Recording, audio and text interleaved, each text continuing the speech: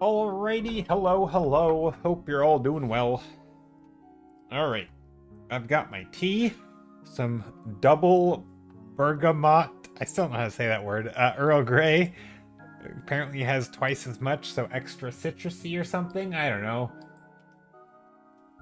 I'm not even sure why I bought it. I don't think it's as good as the regular Earl Grey, but I have it. That's the tea for today. We'll see if it's good. I don't know if I've actually drinking it. I think I have before, and I don't think I liked it as much. Anyway, I hope everyone's doing well. Today is a Monday. It is also November. And you know what's funny? So every stream, I kind of re-look at the painting I did the last stream and sort of think to myself and wonder if I liked it or still like it. I like this, but you know what? After the stream, or like yesterday, I was looking at it and I didn't like it, kind of, and now I do again now that I'm streaming. So I don't know, something about like my mindset when I go live, it's like I'm viewing my paintings from a different light or in a different like it's like my perspective mentally changes and it's hard to see the same thing. Like because my critique yesterday when I looked at it off stream was that I don't like that all these buildings are just squares. They're hardly even overlapping. Like there's not a lot of different shapes. It would have been neat if I would have put little things on them, you know, antennas or I don't know, just stuff, right? Just making the shapes more interesting, maybe adding variety here. There's a lot I could have done with, you know, the shape of the buildings. Maybe some of them have little window flaps sticking out. Just like played around with shape and design to make it more interesting. But for some reason, when I look at it today, that's not what I see. I'm like, yeah, it's pretty okay. Like I still remember what my critique is, but it's hard to like see it with a clear vision. I don't know what. It's hard to see it clearly. It's so kind of, I don't know, but I like it. I still like the stuff. My nose is like plugging up. Weird. Okay. Hopefully I don't start sniffling. Oh, I love this one. The Cloud Stramigo. Hello. How are you? Hope you're doing well. Yeah, I really like the clouds. I liked the swooshy things here. I thought that was neat. I think my biggest critique for this one, or like my biggest, I don't want to say complaint, but you know, my gripe with it is that I didn't really focus in on the focal point. And actually, that's kind of my goal for today, is that whatever I paint, I wanted to spend more time making interesting shapes, variety, smaller shapes around the focal point, just to like really hone in on that, rather, because I sometimes I get more carried away on doing all the other stuff, you know. I do more like more time is put towards the dragons or the flowers, and then like there's this whole village thing that is just kind of ignored, and it's like, well, that's like clearly in the middle of the painting, it's supposed to be seen, and yet I didn't spend that much time on it. So yeah. You're good. You were traveling and haven't been able to watch much lately. Ooh, have you traveled anywhere cool, or just traveling for like reasons, like, you know, like boring travel reasons, or was it exciting travel, like vacations and stuff? Did you go anywhere cool? I would like this one to print. I saw it yesterday.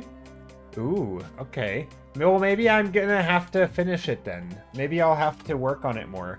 I thought about working on it more. Somebody, also Skittle said it would make for a nice puzzle. Also, my music is really loud for me. I don't think it's that loud for you guys, but I need to turn it down on my end before I go deaf.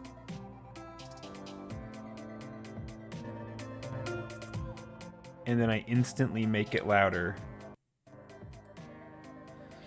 Amazing. Okay. It should be quieter for me, and now I can turn it up for you guys if I need. Just traveling to see your family. Your mom turned 80. Oh, wow! Well, happy birthday to your mom. That is very cool.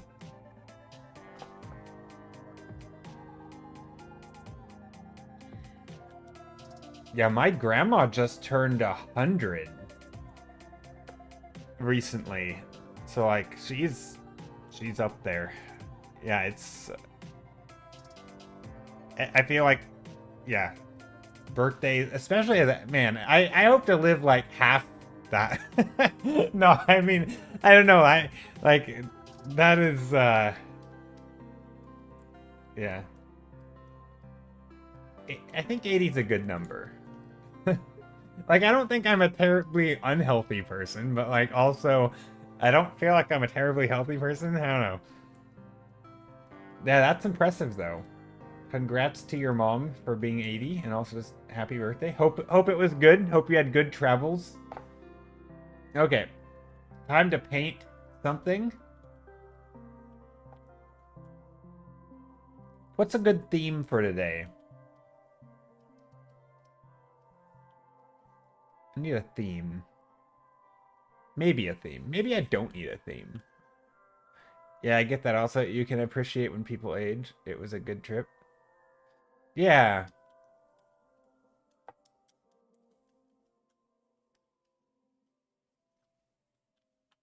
I'm glad it was a good trip. Was it like a driving trip? Did you drive a lot and so you get to see the scenery, or was it a flight type thing where you're just kind of much quicker?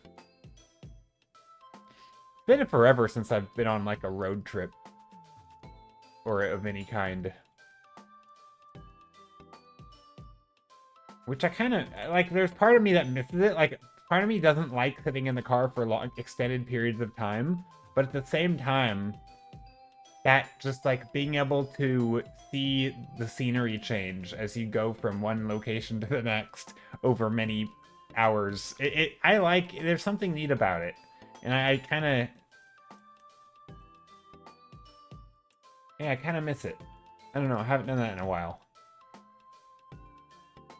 I flew out, but we spent the weekend at the coast. Ooh, nice. The coast is awesome.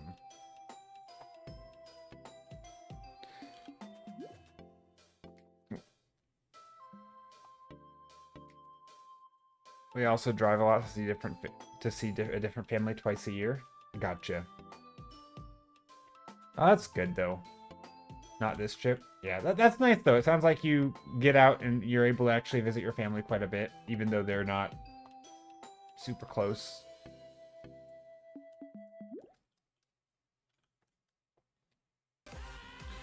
Commissar Skull! It's a raid!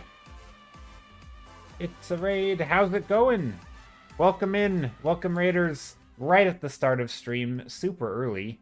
How's it going? Hope your stream went well. You know the drill. You can share that art tax, or just let me know what you did. How you going? How you doing? How you going? I'm doing good. Today's been a long day already, but I'm feeling good. Hoping to paint some. I sort of inspired the art taxes in the chat. Wait, is it? For real? Wait, what do you mean it's in the chat? I don't see it. Does anyone else see it? Am I crazy? I'm going insane. No, it's not. New emote. Oh, new emotes. Okay, it is. Just kidding. Oh, those are good. You got a dancing emote. Oh, I love that. The back and forth one. A skull. Very fitting of your name. With the headphones. And the heart one. Is that a... They're so tiny. Hold on. I gotta like... Let me go to Twitch. Click it. Oh, I like those. I like those a lot. Nice. That's always fun. I am always a little jealous because I'm not a big fan of like those like making, well, one, I don't like making emotes, but it's the little like tidying up your stream, you know, doing all the little knickknacks, not really knickknacks, but you know, making the emotes, making your layouts, making the banners and your buttons for stream with all your buttons and doing the descriptions and you know, arranging things to kind of brand yourself. I always appreciate it when people do that and they sort of make a cohesive vibe, you know, whether it's like the same colors and sort of the graphical look of stuff, whatever it is, whether it's cutesy or industrial or, you know, there's kind of like a graphic design thing with sort of an attention to detail. Man, I don't like doing that stuff, but I love it so much. Like, I wish I need to like pay someone to overhaul my stream with all my emotes and my buttons and my layout. I feel like it's someday I would love like a whole thing where everything kind of works together and it fits. As far as the actual ideas, I think we kind of already have those. Like, they've kind of popped up organically, you know, whether it's like a meme on stream, like the Screaming Cowboy, or, you know, we have a little bit of that vibe going on, I guess. But in terms of actually just making the art and having it kind of consistent, and it's definitely something that I'm always a little, maybe not jealous of, but I'm always in awe of when other people do it well. So it's always cool to see people making emotes. This is looking really pretty. Oh, thank you, Sarah. Also, hi, Sarah. Hi, Basilisk. Hey, yo. How's it going? Moon Misted. Hello. Hello. Hope you're doing well, Moon Misted. Let's take a look. What did you link? Oh, okay. Here's the... Oh, it's okay. Yeah, it's a heart that he's biting. I see. Oh, I love the little... See, that one, I don't think that shows up super well in... This is one of the emotes of Commissar Skull. I don't think the little heart shows up super well in the emote, but that's really cute that it has a little tiny heart. Or not a heart, a tiny little, what do you call it? Bow, like a bow. I was gonna say a bow tie, but just a bow. I like it. Very cool. Joe, in my opinion, this is the best quick concept artist for environment. You hear that, Skittle? No, I'm kidding. I'm kidding. Thank you so much. Thank you so much, Commissar. That is that is very kind of you. I need that as like one of those what do you call it? Testimonials on the bot. I need to like, no, that would be silly. Having testimonials for my stream. Joe, in my opinion, is one of the best quick concept artists for environment, and stick that on there. No, I would not do that. But anyway, I hope you're all doing well. Hey, Druff Stella, how's it going? Also, Sarah, I don't know if I asked. Well, one, welcome back from Lightbox, and did you just go to Lightbox, or were you also at TwitchCon? I don't know. Probably not at TwitchCon.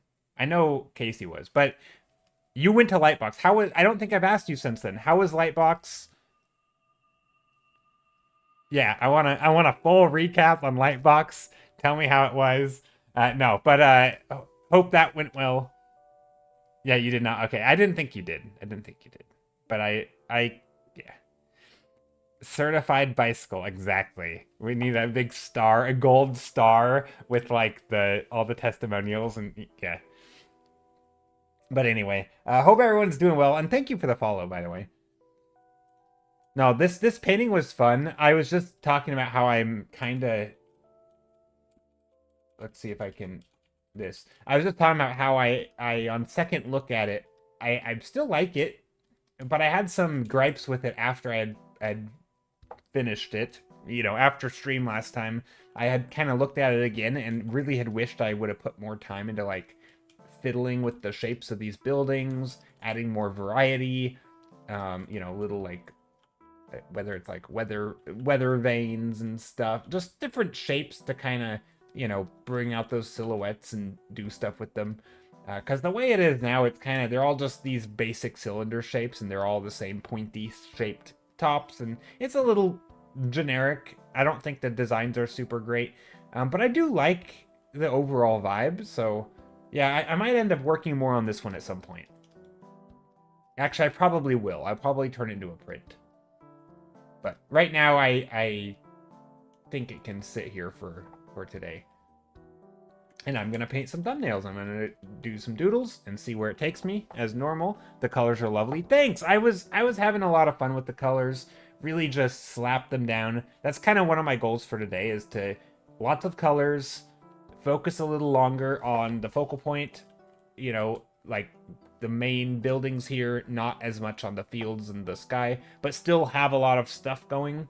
And then I can sort of figure out what I'm doing from there.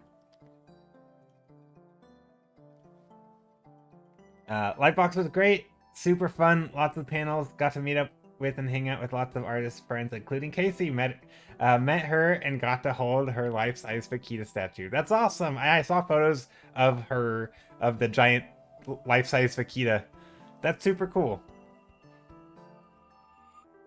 I am jealous of everybody who got to go to all the conventions. Kinda. I mean, I am jealous. I'd like to go to Lightbox next year, maybe. You spelled her name wrong. Whoops, nah, it's fine. I'm sure that happens a lot. Luna Luan, hi, hello. How's it going, Luna? Wow, so pretty. Oh, thank you. Thank you, thank you. Hope you're doing well. Hope everyone's doing well. And happy November, even though it was technically November last stream, but I kind of forgot about that. I don't know. Okay, I always like to start, I don't know if it's a bad habit, but I always start just very monochrome, and then I like to add colors. But because of the way that I paint on stream, and sort of the progression of stream, I often forget to add additional colors, and so I end up doing a lot of monochrome sketches. So I want to just slap in the colors right from the start, and see if I can't, you know, get in some light. So figure out, like, if I had light in here, and there was green, what color would this greenish color be? You know, maybe it would be this color in the light. And that can help establish some lighting color. And maybe there's some colors back here that are much brighter and bluer that would be in light. That green blob looks like a hand. Oh, a little. This one? Yeah, it does. It kind of looks like a...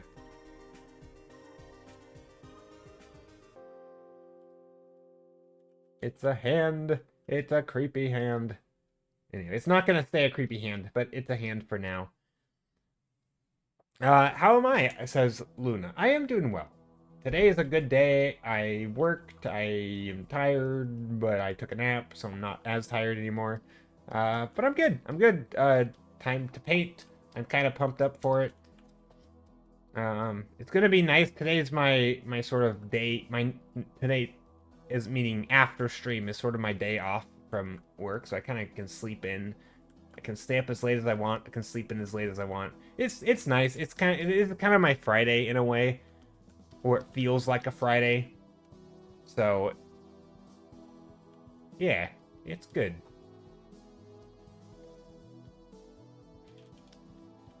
But I am taking suggestions for what to paint today.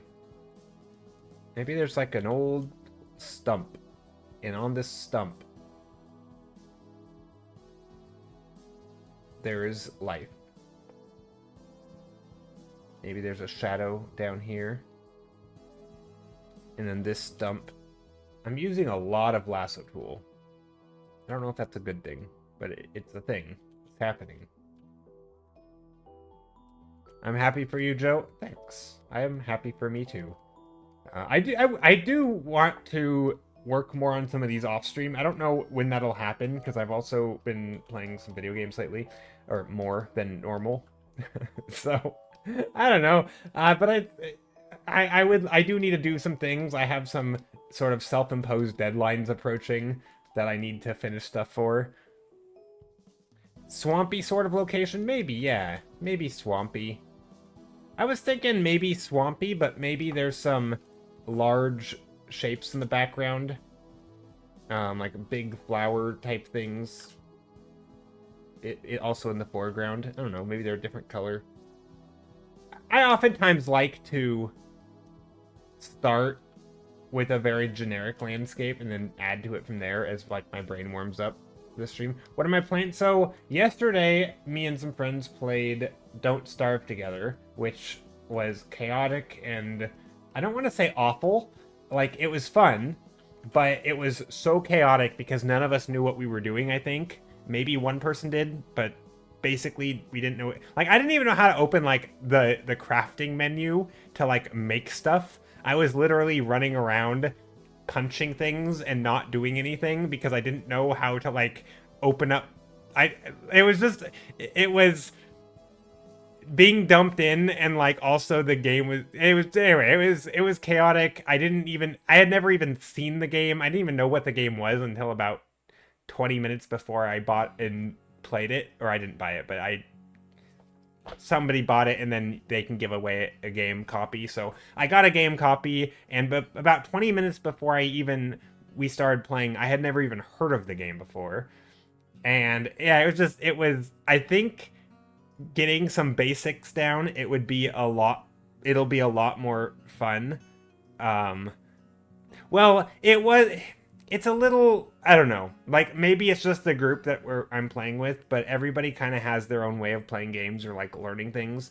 I think when it comes to new information for me in video games, I like to just like, I don't mind the being dumped into the deep end vibe, but when you're playing with other people and there's kind of a shared goal, it's a lot more like stressful. It's like I already have information overload. I just want to sit and sift through menus and read every text, and like, you know, if I have a skill tree, I want to read all the skills. You can't do that when time is ticking and you're gonna, you know, like I just want to be able to like go through the wiki pages, you know, and just not literally, but like go through all of the things in the game, right? And just see what everything is. That's how I like to play games. I just want to go slow, kind of. Like, go slow for the sake of going quicker later, right? I want to just kind of methodically read through everything, see what stuff is, start to formulate ideas and opinions on it, kind of, and then I can start playing and just, like, do the basics. But yeah, that game was so chaotic. Anyway, so there's that game, and also there's Path of Exile 1, which is... It's you know, a long time favorite of mine. Been playing it for many, many years. But on Friday they came out with a new league, or for people who don't play the game, and essentially a new expansion. You jumped in blind for PoE 2 and your brain nearly exploded after looking at the skill tree. Yeah, I mean, it's a little bit of that, I think. The difference I feel like for some games is that even though your brain might explode, you can't actually engage with the whole thing all at once in Path of Exile, because like you still have to level, you still have to, you know, Path of Exile 2 actually does a surprisingly good job of like hand holding, like with the set skills per class, to where if you don't really know what you're doing, you're very unlikely to like be using a bow on a monk. Like you can, but you're very, very unlikely to if you're a total beginner, just because the way it's sort of hand holding you in the start. But yeah, those games can be really intense with like information overload too. Definitely a game where you can just spend time reading things, you know, all the gems, all the skills, all the items, all the stats, trying to figure out what stuff does. Very similar probably. But yeah, no, that game for me is just like, I don't know. Like Path of Exile 2 is like a downgrade in info from Path of Exile 1. The only struggle is to like certain mechanics function differently. And so it was like trying to understand what block percent meant when it is so different. So yeah, it was very, very, very weird to switch between Path of Exile 1 and Path of Exile 2. But yeah, great games. Been playing those for a long time. But yeah, Path of Exile 1 just had a new league, so I've been playing that a bit too. But yeah, it's been good playing some games. Now time for art though. Porcupine says, true, I sometimes pause and look up where to find things in the crafting menu. Can't waste time searching. Well, that's the thing, right? We were playing with people, and so I don't even, and the person who was controlling the game, I don't, like, until the very end, I don't think anyone knew that you could look through menus while pausing. and so we didn't. At no point did we pause and look through stuff. And so it was just basically, even up until the end, like, we only played for a few hours, maybe 2 or 3 hours. I don't know. Probably not even that long. I don't even think some of us knew, like, I still never interacted with, like, some of the basic stuff that I absolutely should know how to do. And so yeah, it was just chaos. That game, Don't Starve Together, was absolute chaos, but it was fun. But I think I have now, I have since yesterday watched a 30-minute video on things you should know when you play Don't Starve Together. Uh, and just a 30-minute video feels like I am a million miles ahead of where I was yesterday. I feel like now I could jump in and actually try to enjoy the game rather than just reading. I still don't know anything about the characters, like the characters and the unique abilities and what they can do. I have no idea. Totally clueless.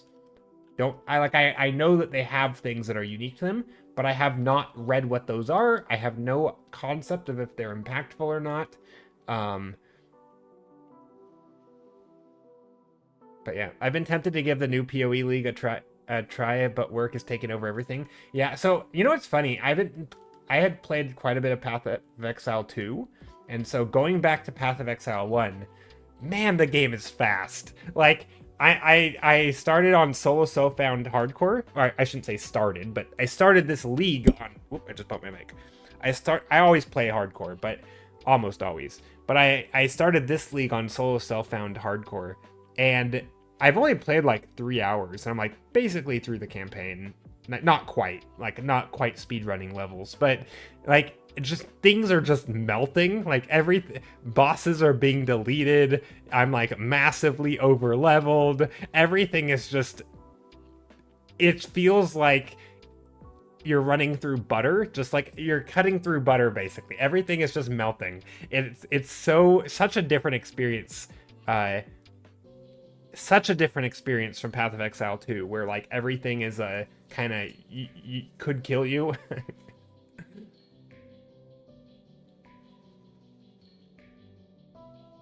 Melting. Wait, what about melt? What do you mean melting? Wait, Sarah, you say you're gonna use that term in the future. I mean, isn't that a good term? Like, it was such a smooth experience. It was just... Maybe that's not the right way to say. I don't know. But anyway, it was a very smooth... It's crazy to have two games that are kind of branded similarly and have such a wildly different experience playing them. One is like, you know, Dark Souls style kind of difficulty where everything can kill you, and so you have to dodge literally like basic attacks from normal mobs. And then you have another game where literally nothing can do damage to you, and bosses sort of sometimes can, but not even then. It's like the things that'll kill you are like when the stars align and, you know, you get like an extra high HP mob that blows up and does a percentage of its life to you, stuff like that, where it's like, and once you've played the game, you kind of know what to look for. And so, but it's like not everything's going to kill you in Path of Exile 1. It's a very different experience for people who haven't played between the two games. I feel like just looking at a mob the wrong way gets you killed. Yeah, you really have to know and like basically don't get hit. Like the name of the game. I mean, that's not totally true. Like you can kind of get absurd defenses in Path of Exile 2 to the point where you can almost trivialize everything. Whereas I feel like in Path of Exile 1, the end game is kind of arguably much harder, but that progression is so, like, there's just so much more depth. Anyway, you guys don't care. I'm rambling about a game that probably 3 of you play. But anyway, that's what I've been doing. Playing games. Okay, art. Back to art. Let's slap some colors. Let's add some overlay. A little bit of light in here. These could be some plants. Hello, RD Draws. How are you? Hope you're doing well. Putting some colors in there. Clip leader. Wait, are you the clip leader? Is that a thing? Hold on. Is that like a real thing? Let me take a look. Does it tell you? Clip to take number 2. I had no idea there was a clip leader. That's actually kind of funny. Well, I've never encouraged people to clip my stream. I've never used my clips for anything. So yeah, I guess if I ever do anything that is worthy of clipping, feel free, I guess. That's funny. Yeah, I feel like art streams don't generate a lot of clips. Maybe some art streamers. I don't really know, like, I don't get, like, super hyped up or anything. There's not, like, big exciting moments on stream. I guess raids, maybe? It was the Poyo clip? Gotcha. I still don't know what that meant, but I'm happy to have said it for you, I guess. But yeah, hope you're doing well, Artie. Okay. Yeah, I'm not sure what this is. Just a tree trunk, I guess. Maybe there's some animals or something on top. We're gonna sketch some blobs. Maybe some blobbies on top, just as like placeholders. Thank you for the follow. Hope you're doing well today.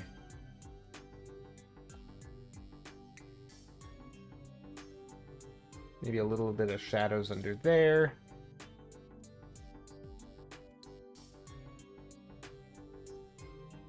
Maybe here? I don't know. Kind of feels jungly. That's not bad.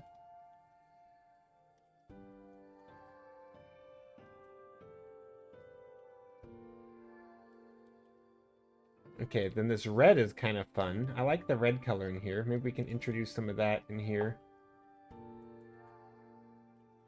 But yeah, I'm just kind of trying to put blobs down that have, I don't know, have a nice feel to them. In fact, when I hear someone say that, I'm waiting for like a big knowledge bomb. In fact, this was the vid that inspired generations.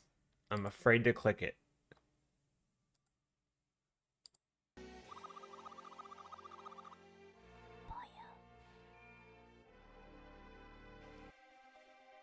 I have no idea what that is, but it's 3 years old. And that is something.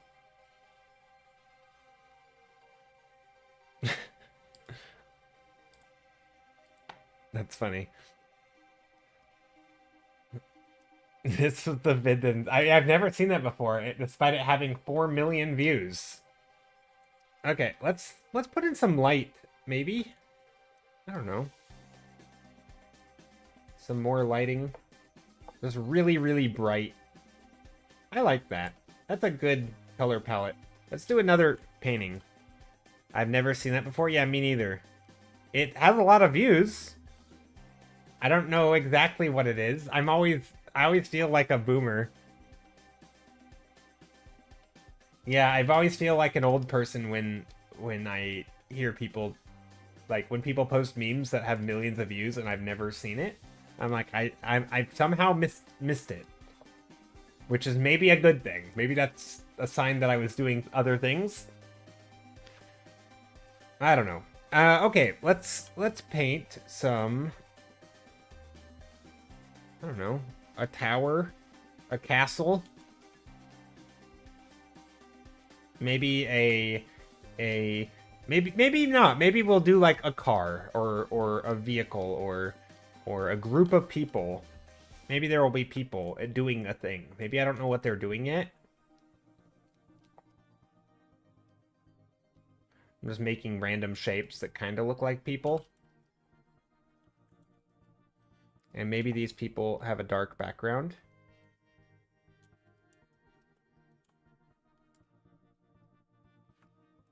Here's 2 people. Or maybe more than 2 people. I don't know. Some shapes.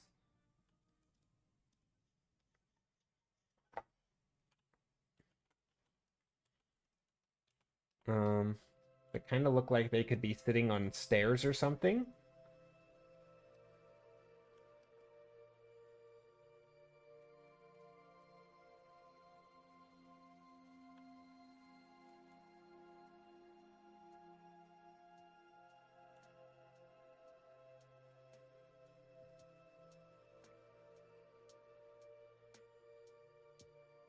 I don't know. Maybe there's some stairs.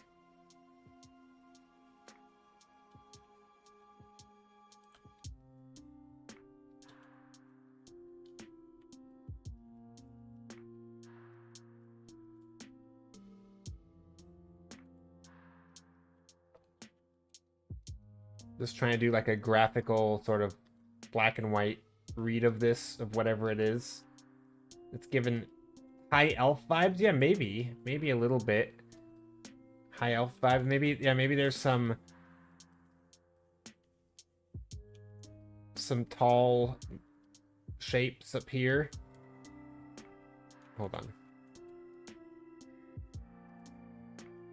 I like high elf vibes.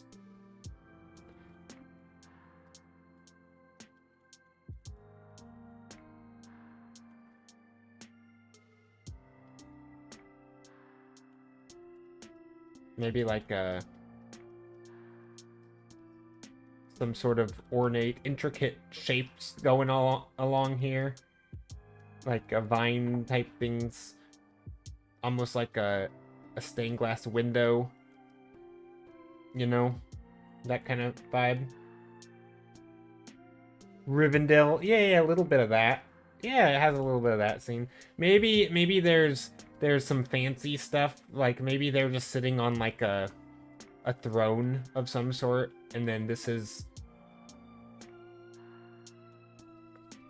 maybe everything else. Maybe there's like a fountains, and it's like some fancy thing that they're sitting on. And so everything else is like this is kind of in the middle of nowhere. Or not in the middle of nowhere, but like instead of being in a fancy place like a palace, maybe this is, you know, this is you know, more of like a localized prop, right? Where instead of a whole environment, this is the main bulk of the image. Again, we're kind of going swamp vibes. Swamp elves, is that a thing? Are swamp elves a thing?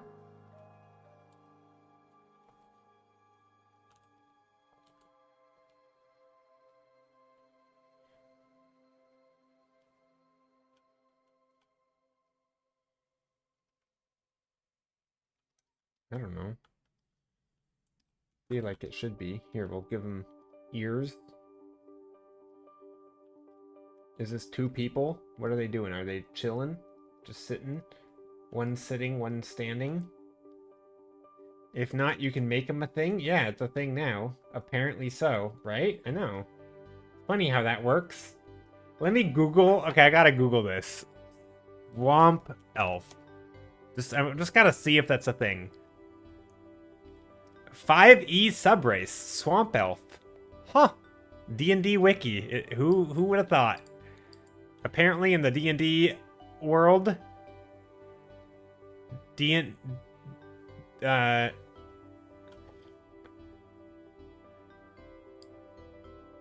maybe it's a homebrew. It says homebrew page. I don't know if that means it's a homebrew thing. Maybe it's a made-up thing.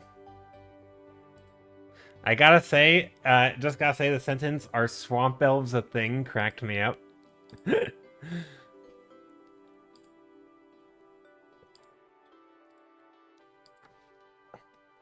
Well, they're a thing now. Okay, swamp elves.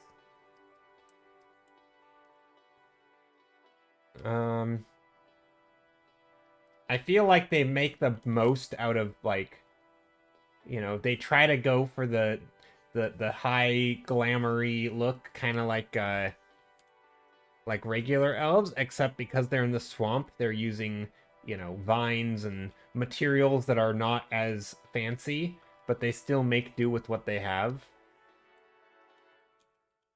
So they have like the crowns, but the crown is a little mucky, and there's some leaves and you know, maybe there's flower pet, you know, you can have flowering things in the swamp. So beautiful painting. Well, thank you, Luna. Luna, do you, I don't know, do you do art? Do you paint? Have you shared art before? And if so, I mean, I probably would know if you did and if I saw it again. But yeah, do you do any art? I feel like I should know this, but I'm having a hard time recalling. Ooh, I like this soft background color, a little bit like of a swampy feel, kind of magical almost.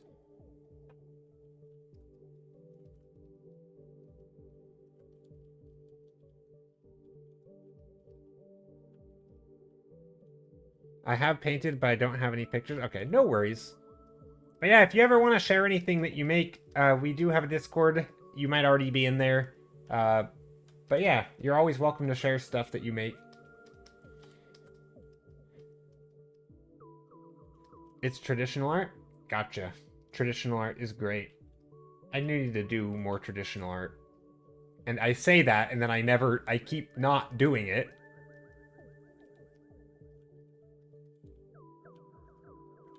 Maybe there'd be things hanging down from here.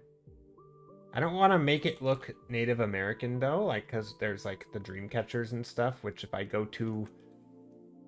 not too careful, it could very much look like that. Like, I was tempted to do, like, little dream catcher things, but I don't know. Maybe it could be slightly inspired by that.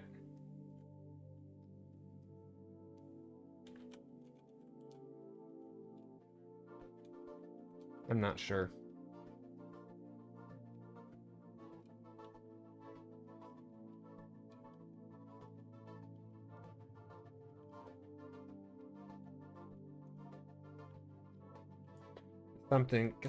Things hanging down that feel kind of elven. I don't know. We'll see. Hello, this is what I've been in recently. Oh, KK Mousy. Let's take a look. Ooh. I like it. Also, that is a massive, like, I can zoom in like crazy on this and see all the little textures and stuff. That's very cool. Very nice. This is really gorgeous. I like all the little, like, line work stuff you did. So, like, you can still see line work. Some of it's colored, but you also have the white outline on the hair and stuff. And then you have all the, you know, the sparkles and the halftone texture stuff. I like that. Very neat. Yeah, you work big? Yeah, I tend to work pretty small. Let's do another one. Let's just slap some painting, slap some colors. I'm not too precious when I do this stuff and I'm figuring out a color. It's more of like just trying to mix colors and get a limited palette that kind of works. Actually, in something like this, maybe we shouldn't move on too fast. Maybe some green in here.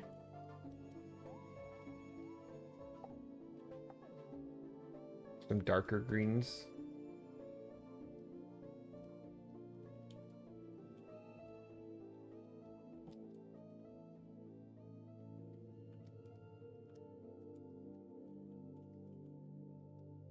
Something like that, maybe.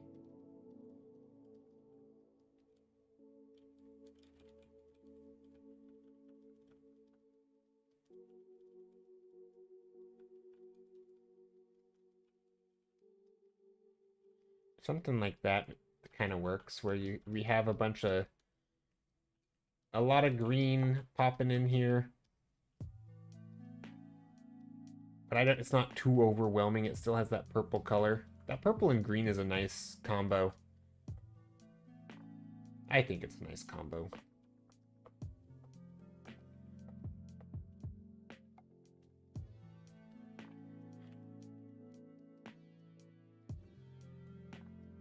Okay, let's do another. Maybe we bring in some other colors, some blues. Trying to start very, very soft. Happy I caught a stream. Been missing them since 10 months old. Sleep schedule has been off because of teething. Ooh. Your 10-month-old sleep schedule has been off because of teething. That sounds like a lot of work with teething babies. Could definitely throw a sleep schedule off. Or really just babies in general could throw a sleep schedule off. But yeah. Glad you're here. Hope everything's going well. Okay. You know what I need to do? So I have this painting that I'm gonna turn into a puzzle, but I need to order some because I haven't done that yet, and it's gonna be nearing Christmas.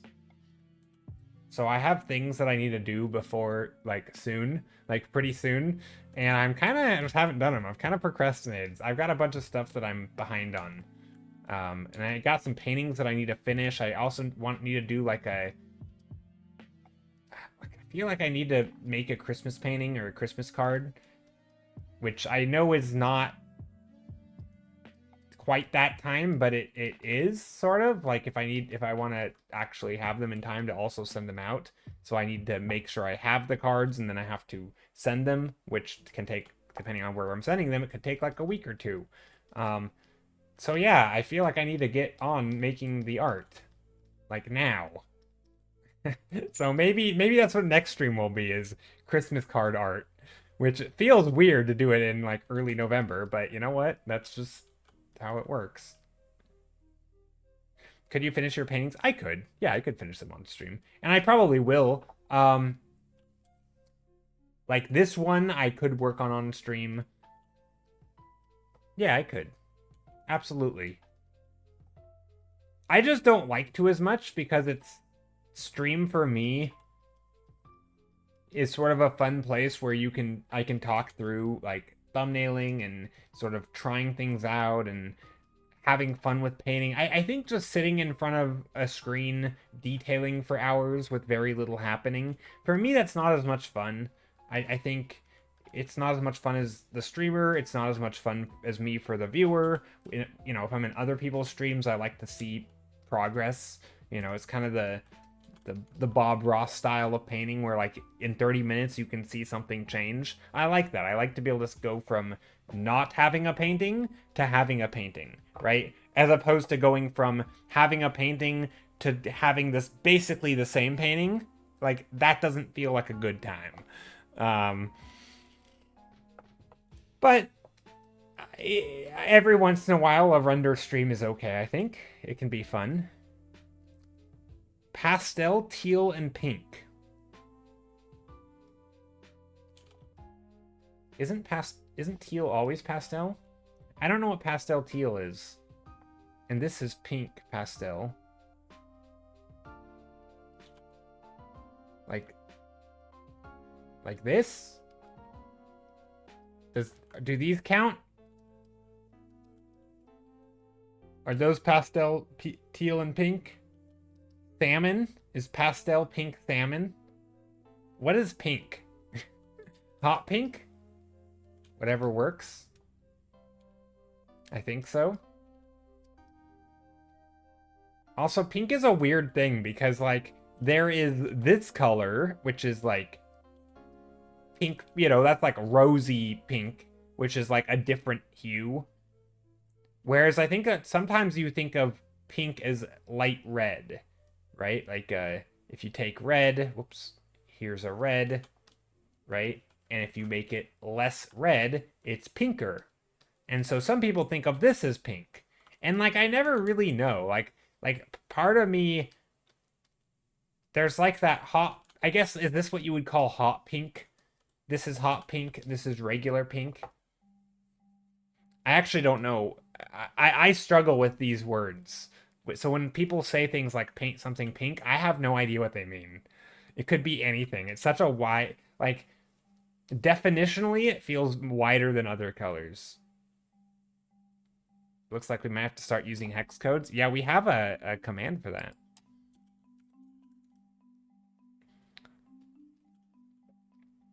like something like green, I think we can all understand what falls into green. It happens to be super wide range, but like clearly everything from here is green, right?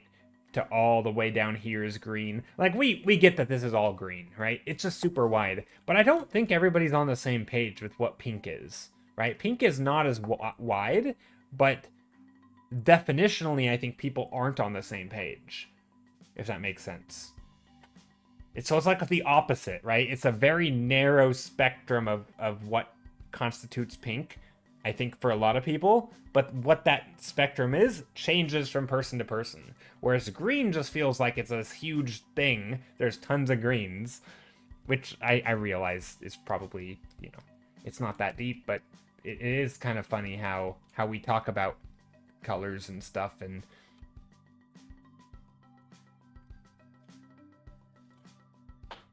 I think it's interesting. So one of my favorite things is like perception of like colors and stuff like that. I love optical illusions and you guys know all the things to do with color and value and all the visual optical illusions, but I guess that's what optical means. Whether it's like how long is the line, and it's hard to tell depending on what you're looking at. Like there's all sorts of different categories of optical illusions. And I've always enjoyed that in art, because a lot of that stuff is like things you kind of have to learn a little bit to paint, because the colors aren't always what they seem, and you can't just, if you want to paint something blue, you can't just pick what you think is blue and stick it in your painting, because that may not be what the blue would look like under that lighting condition. And so what you actually need is a totally different color that might not even be blue, right? And it's still going to read as blue depending on what it's surrounded by, right? There's a lot of context things. But anyway, I listened to a podcast, but it was on basically this topic, but for sound, and it was really cool. So it wasn't about color or visuals. It was about auditory, like how we hear things. And like I always knew there was a lot of auditory illusions, right? Whether it's like the ever increasing tone thing, or the, where it sounds like the pitch is going up and up and up and up and up and up, but it really isn't. It's just a loop, and your brain thinks it's going up. Or, there's like the Yanny Laurel one where different people can hear different things. But there's just so much more than that. It's like, it's kind of the same in that, like,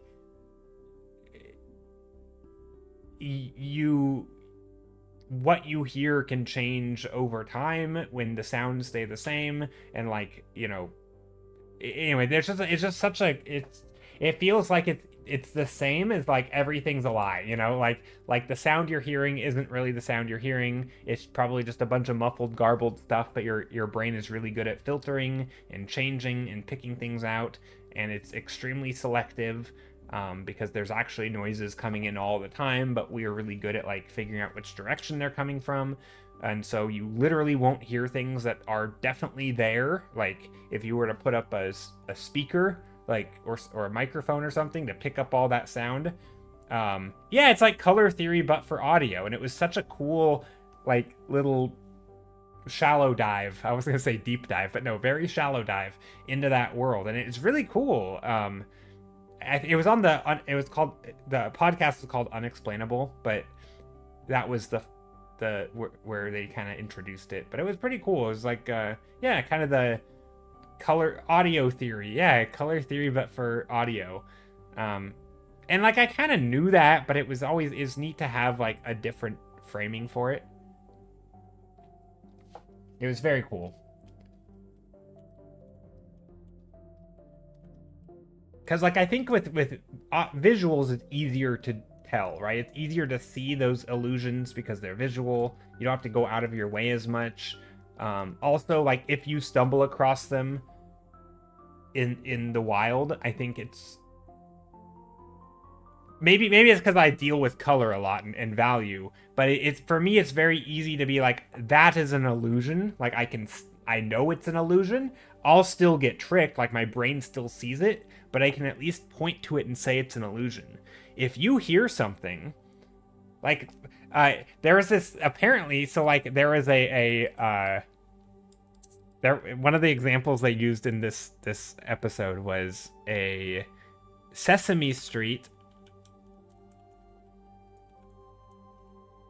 where one of the characters is swearing, but they weren't actually swearing.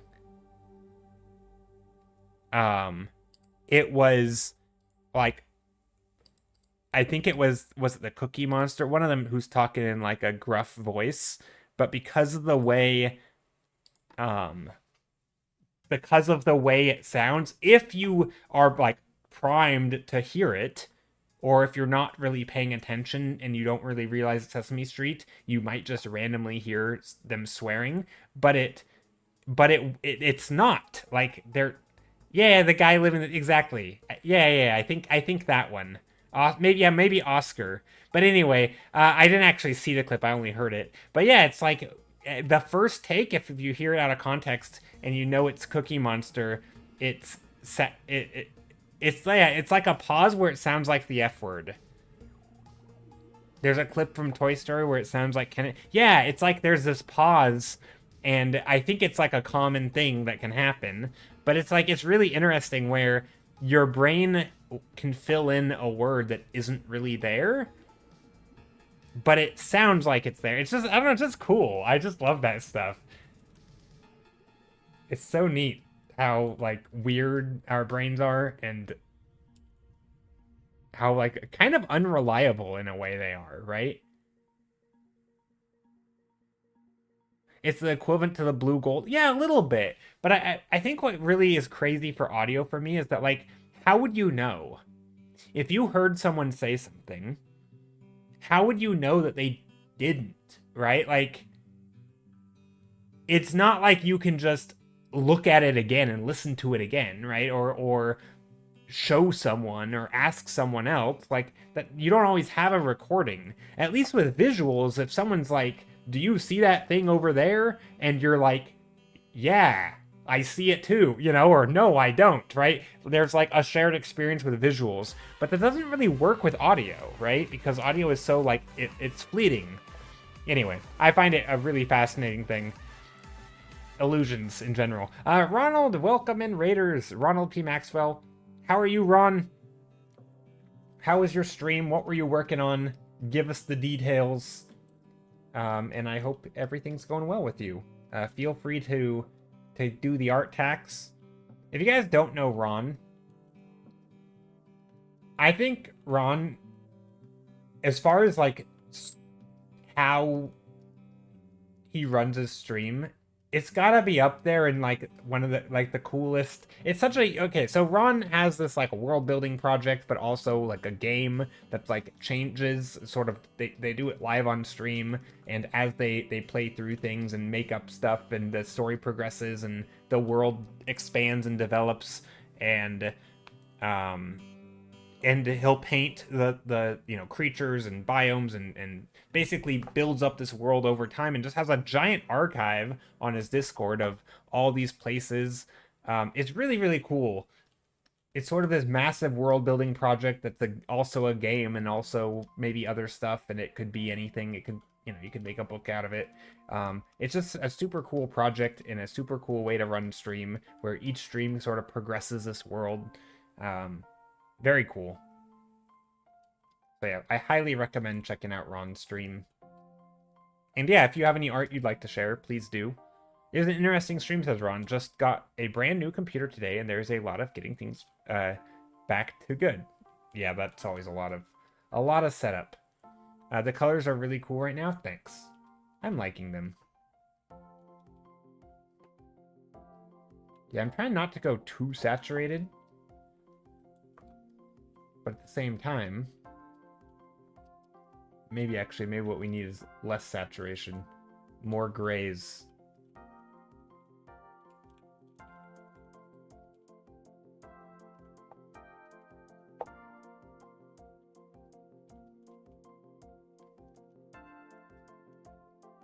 Okay, let's take a look.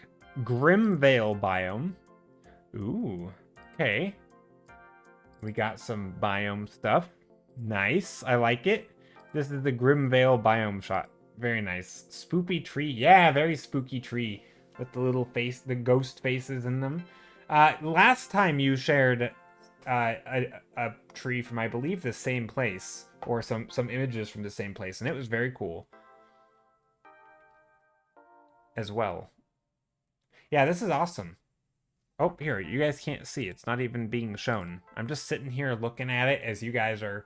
Also, I like how I'm jumping around. My webcam goes from up top to down here. Hold on. We'll move me back. There we go. Yeah, but look at that. That's great. But yeah, it's always so cool how all of the scenes, all the environments and the creatures and the civilizations and all the things kind of fit into a world, and it's just, you're constantly adding to it and slotting them in and building and expanding, and it's very neat. The ghost faces remind me of something, and I can't think what it is. Ghosts, perhaps? Sorry, that was dumb.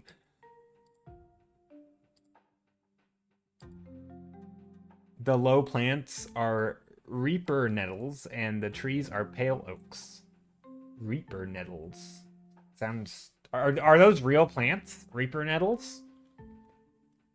It wouldn't surprise me. It sounds like they could be real plants. I've never heard of those. But nettles... I know as a kid growing up, I lived on like this well, one of my neighbors had like these blackberry bushes, and there was also nettles in them. It was like the most dangerous place to go, because you could, one, get poked by the blackberry bushes, and also get major rashes on you because there was nettles at, like, you know, knee height or whatever. And so it's just like, it was like this overrun thicket, and there was like a little stream, and you couldn't even walk hardly because it would get so overrun with like vines and crap. But every once in a while they would go in and clear it out and, you know, like weed it kind of, and then we could walk there, but we'd still, sometimes there were nettles. So nettles are not amazing. They are native to our project, but nettles do exist. Gotcha. Well, I know nettles exist, but reaper nettles in particular.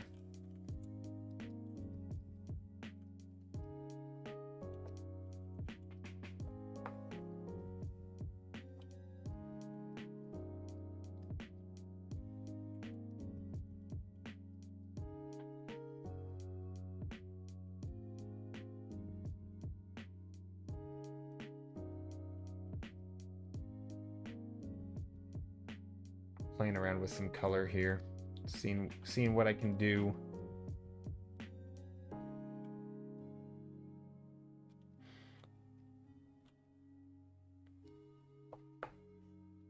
The ghost face reminds you of something. It reminded you of a SpongeBob character. Apparently the character is called Baby Prunes that you were thinking of.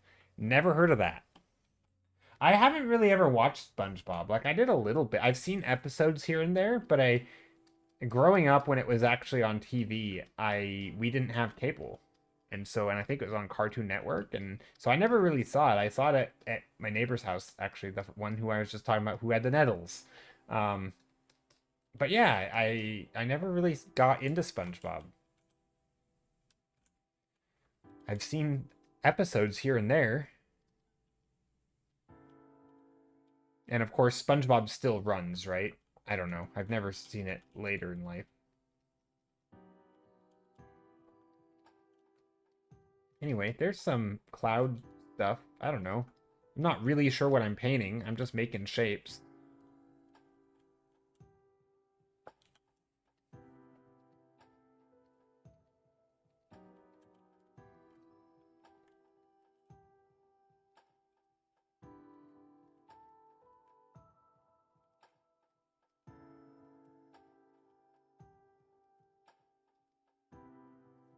Shapes and color.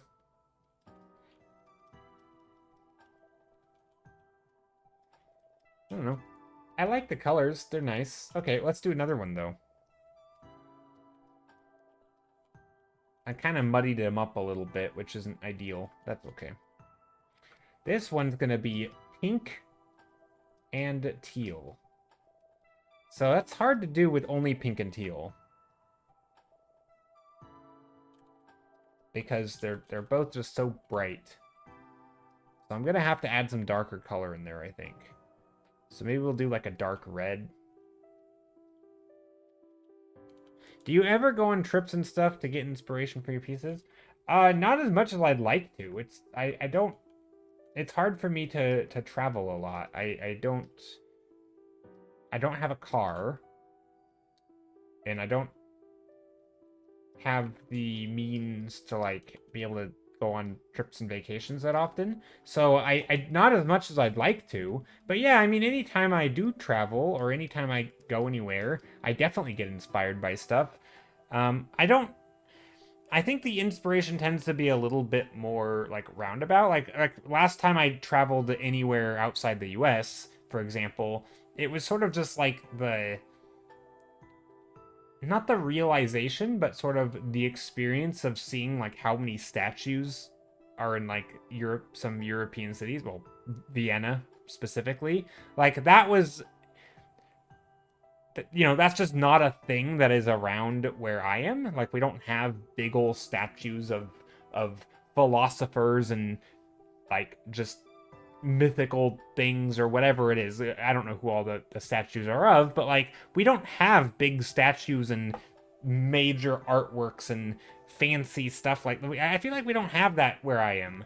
And so like I have seen pictures, right? But something about seeing it in real life and being able to compare and contrast kind of like what, you know, this is a thing that I'm seeing, and this is, you know, in my mind, I can imagine how it normally is, and that to me is inspiring. And I remember when I came home, I I definitely did a piece where like there was a bunch of statues and that was kind of a thing that I wanted to draw more of because I was like, oh yeah, that would be a fun thing to add. I mean, it's similar to how you know people use references. You see something, you're like, oh, that's a thing I can add to my painting, you know.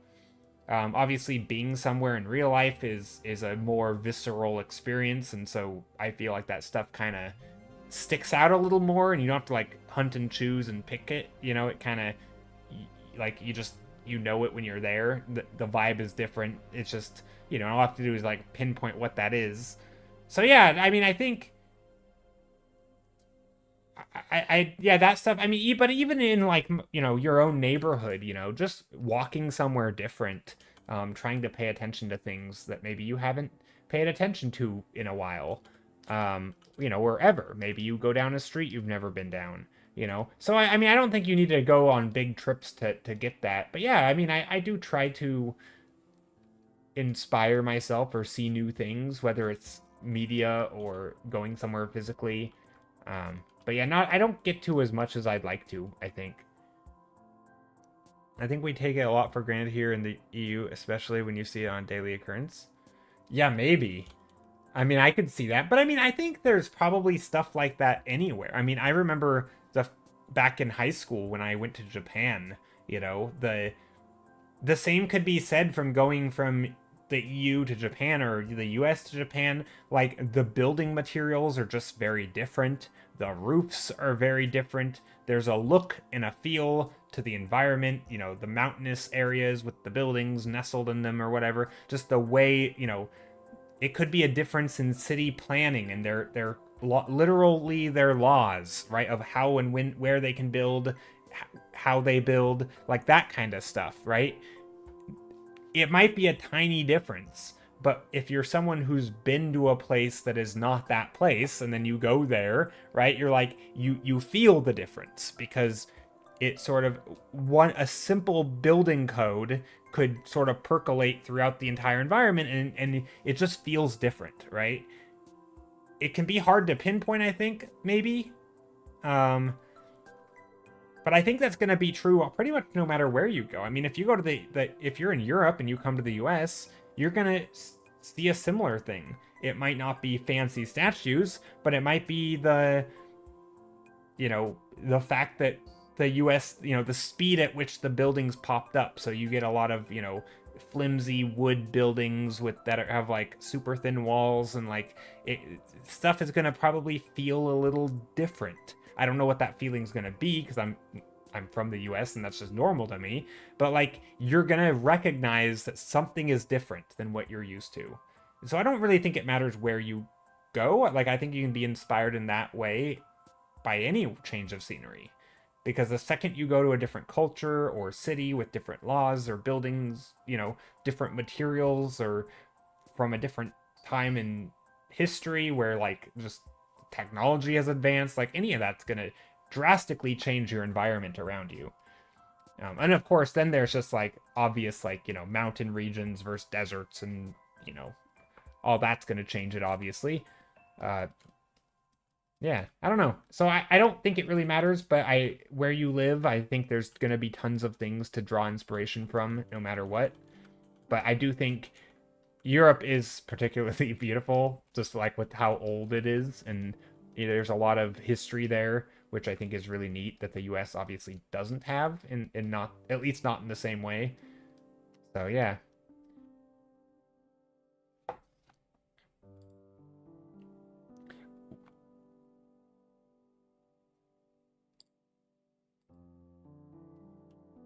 Very true. You do tend to notice a lot of tiny details that locals gloss over. Yeah, I mean, it's hard. It's very hard for me to pinpoint where I'm from. And like, I can't talk about where I'm from in the same way I can talk about my brief time in Japan or Europe, right? Um, because like I'm in it, right? I don't notice the idiosyncrasies of the locals compared to another place because I don't have that other, like, I'm always making the comparison from like, how is Europe different from the US? How is Japan different from the US, right? Everything for me is in relation to the US. Now, technically I could compare Japan to Europe, right? Because, and I know Europe's not a one country. I'll specifically say Vienna, Austria, right? Or just Austria, right? If I want to compare Japan to Austria, yeah, I can do that, but that comparison doesn't come as easily as like comparing to the thing that I'm familiar with. It's much easier just to pick out what's different, but it's very hard for me to like put myself in the shoes of a European and say these are all the things that Americans do. I don't know what we do. Like, I am the way that I am because of the place. Isn't it the US trying to destroy its history? I mean, yeah, I don't know what's going on. Is America falling? I don't want to get into politics, but maybe. It's certainly getting set back by current ongoings and political climate. And yeah, I mean, it's a mess. But anyway, that's not a thing. That's not something I want to get into too much. Yeah, America's a mess right now, for sure. It's going through some stuff. Let's just say that. Hopefully not super dark stuff, but it could be. I don't know. Okay, you were in Vegas last month, so coming from a very small town in a lake district in the UK, all the buildings seemed insanely huge and extravagant in some cases. Yeah, I mean that's a thing I remember. So even when I was in Europe, like there's cities, right? I was in a big city. I was in Vienna, and there's big buildings, but there aren't skyscrapers. Not really. Like there was like one. There was a like one street that had a couple skyscrapers on it that were like, the metal, the glass, that kind of vibe. And everything else is like built out of brick. And it was so stark and it stood out. And it's like, this is weird. And yet, I think if I were in New York or Vegas, you wouldn't even notice. You wouldn't even notice like, that building material is just everywhere. Big buildings, lots of glass and metal, and like that type of thing. That's just not probably a thing hardly in Europe, because that's for reasons, right? Like that's just not how they built their buildings. A lot of them are older than that.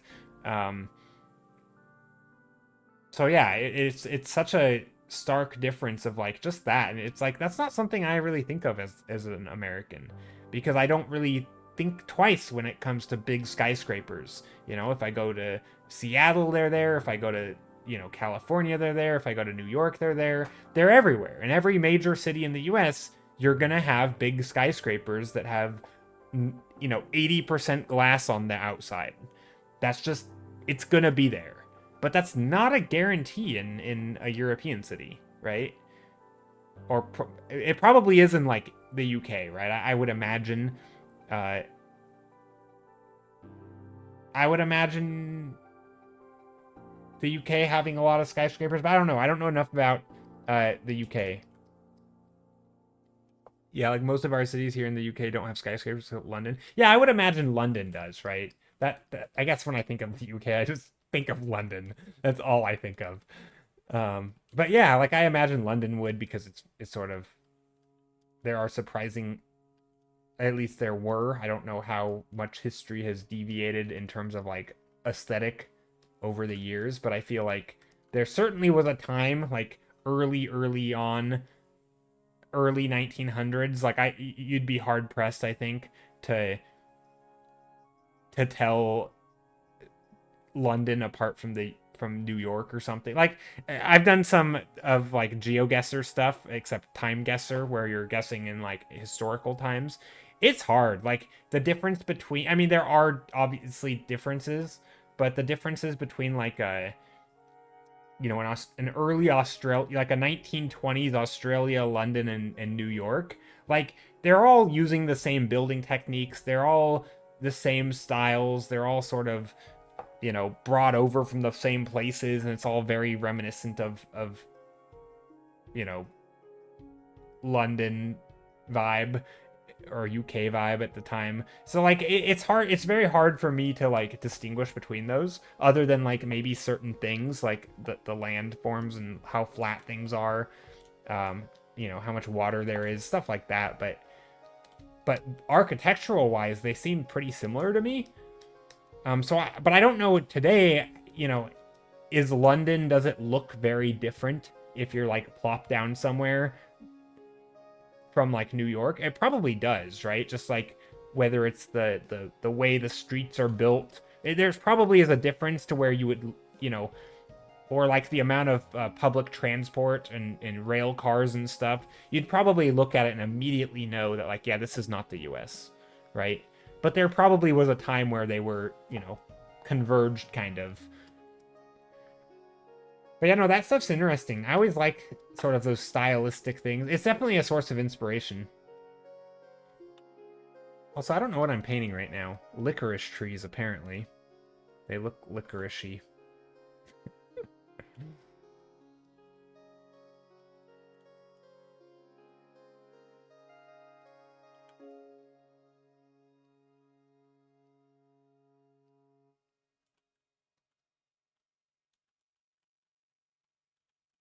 What if I go like this?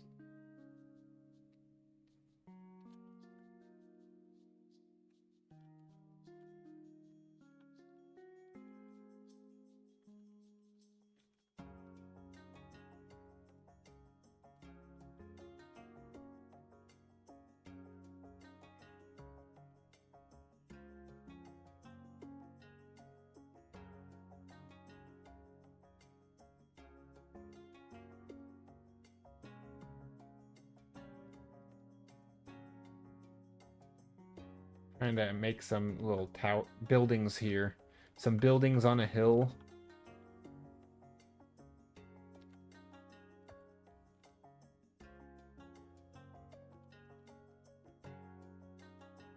Now there's roofs. Yeah, I've added some roofs.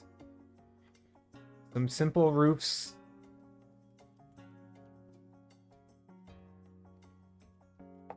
I kind of like it. I need some sort of land formations, you know, some stuff going on.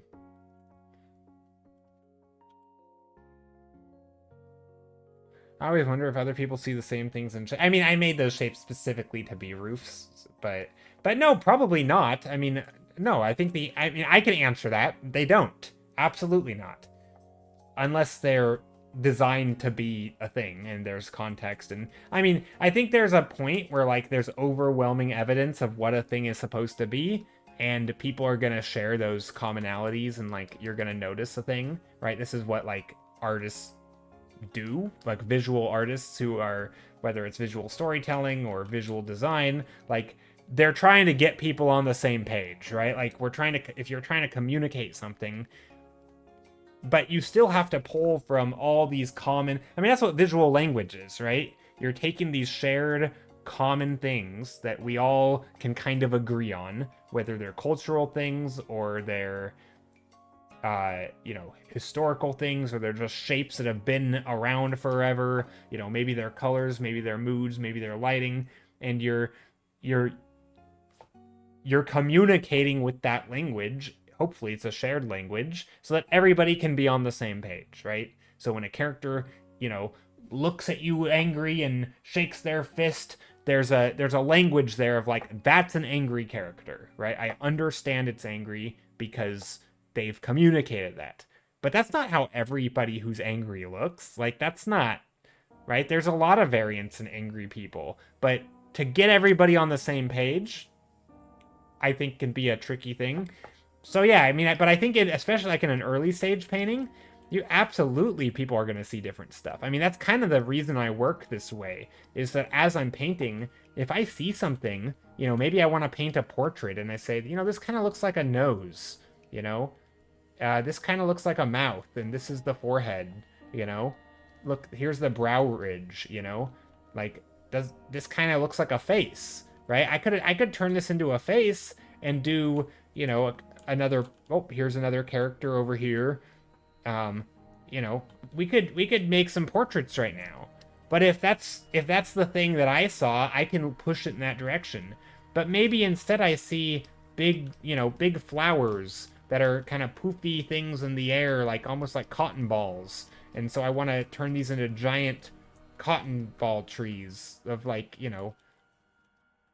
or whatever. And like, okay, I can do that too, I can turn these into giant trees. And so a little bit of it's like the types of things I enjoy painting. And that's kind of what makes, my art as opposed to your art, is that in that process of pulling shapes out and exploring, and, that my tastes are going to emerge. Well, not yet. It doesn't right now. Drefzilla, you said context doesn't really say those are portraits. They don't right now, because it's not the painting isn't anything right now. It's not really a painting. It's not a finished painting by any means. But as I work on it, I will add the context, right? I will hopefully it will go in that direction. But yeah, no, when it's still very abstract, right? It's basically just looking up at the clouds and you're trying to find shapes in there. Right? If you happen to be thinking of, marshmallows and bunnies and, I don't know, cotton candy, you might see certain shapes in the clouds. But if you're thinking of, war and tanks and machine guns, maybe you'll see different shapes in the clouds, just because you can kind of like what we were talking about with like auditory illusions, right? If you prime someone to hear a certain word, they can hear that, right? Same thing with visuals, right? If you tell someone, and actually there's a lot of experiments with this, where you take an image and you like fuzzy it, you make it fuzzy, you sharpen it, you unsharpen it, you resharpen it, and you just basically make it into abstract, blurry nonsense to where you can't tell what it is. People can guess at what it is, and they can actually become pretty certain that they think they know what it is, and they're wrong. But like, they'll find different things, and depending on what you tell them it is, you can get them to believe they're wildly different things. Whoop, I just bumped my mic again. You can get people to believe that they're wildly different things. And so like there's absolutely visual illusions where just depending on what you think you're seeing is what you'll see. But again, that's not like the finished stage of art for me. For me, that happens very early. You don't want that to be that ambiguous typically, especially if you're doing anything, illustration or design related. You don't want someone to look at your design and not know any, and not have the stuff communicated. A lot of design, especially for like games and movies, if you have like a farming town, you want it to look like a farming town, right? You don't want people to not know what's going on, right? And it maybe that there's like, you're going to subvert expectations by making a town look like a farming town, but then as you spend time in it, you realize they're actually a bunch of like weird techno people, and they're like, they just, on the outside, they look very rustic or something, but on the inside, it's like decked out with the highest tech. Like, you know, sometimes you sort of you have the initial glance, which is like, this is a weird farmer town, and then on, you know, but you still sent the message very intentionally that like this is a, you know, in the middle of nowhere, a farmer town, low tech type thing. Um, and so you that is like the goal, right? I don't know. Have I ever done in-person or online workshops? Nope. Other than stream, I wouldn't call it a workshop though. But I mean, I'm happy to talk about this stuff. But no, mostly I'm just doing it and I'm painting sort of separately, and I'm just kind of painting stuff while I'm rambling. But no, it's not super focused or anything. So no, I haven't. None of that.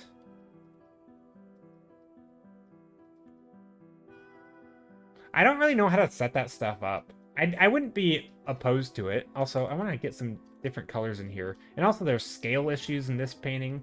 But I think these look like nice trees. Maybe some columnar trees back here. Maybe we get some trees in the foreground too. So this is a very Bob Ross painting right now.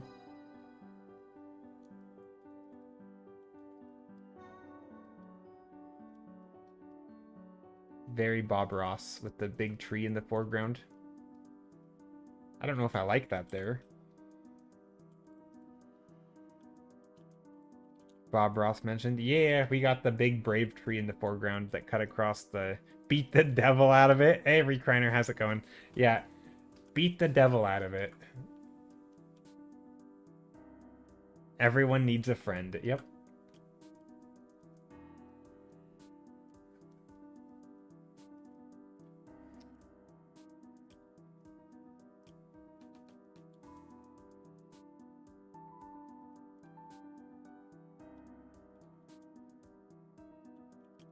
Maybe a little dormer windows up here.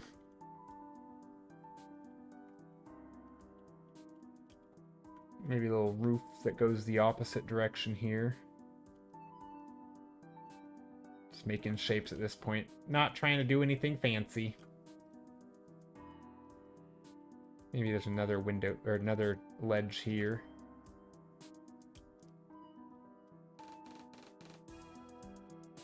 There. And there's definitely a scale issue with this painting that's not good, but that's okay. I'm not sure what's going on, to be honest, in this painting.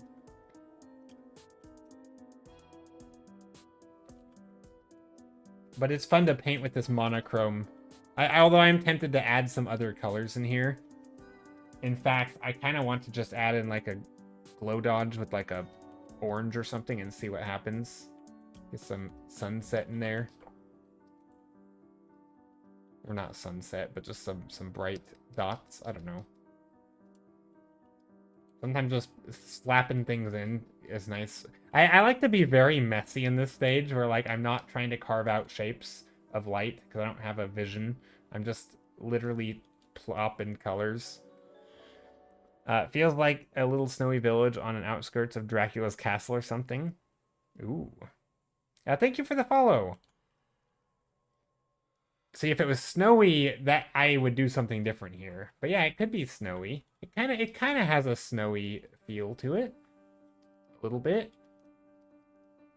Maybe. We could try that.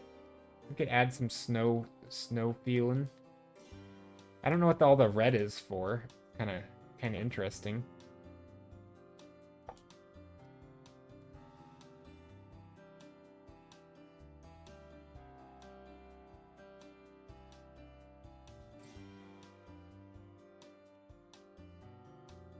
Yeah, I'm not sure about that. Yeah, I'm not really sure how I want to take this. I feel like the colors need to... I want to deviate them a bit. Also, I'm not liking this foreground thing. All this big tree. And because I'm painting on one layer, I don't get the luxury of undo. So I am just gonna paint right over here. I did want this to be like a hill, though.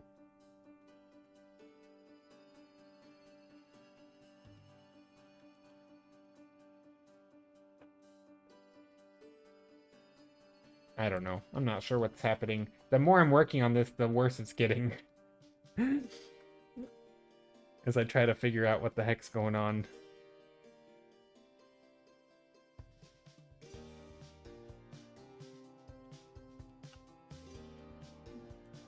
Maybe there's some, like an old fence or something here.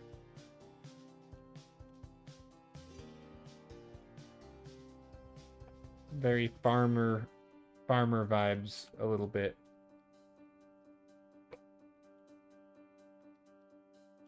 That's another thing we could do. We could add like hills over here.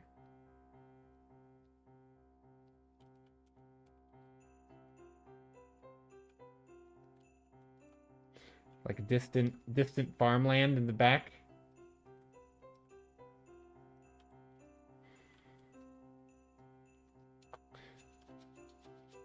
Okay, anyway, this painting we can move on. It's starting to take shape to where if we wanted to work on it, we can. But yeah, so you brought up the idea of like workshops or educational stuff. I thought, I don't know, I've never done that stuff, like any sort of formal teaching or making even like a formal lesson. But I think it would be fun to do like a course of some, I don't know. Is that weird? I feel like there's so much good art info out there though. Like what would I offer? I don't know. I guess it would just be how I do things. Different from how other people do, maybe. It'd be like if you like what I'm doing specifically, then this is okay for you, or I don't know. But I've thought about that stuff a little bit, but it's more of like a, I don't know, like I kind of, maybe I'm just like, I don't like the idea of making a formal thing and selling it, but like I'm happy to, if there's ever a question about anything, I can, you know, ask, like, you know,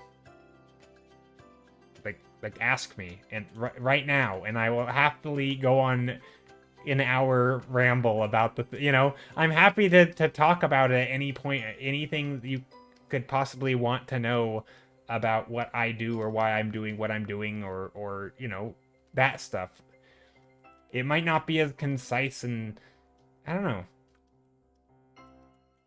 like I like to talk about it live where there's people and people can talk back. I don't know.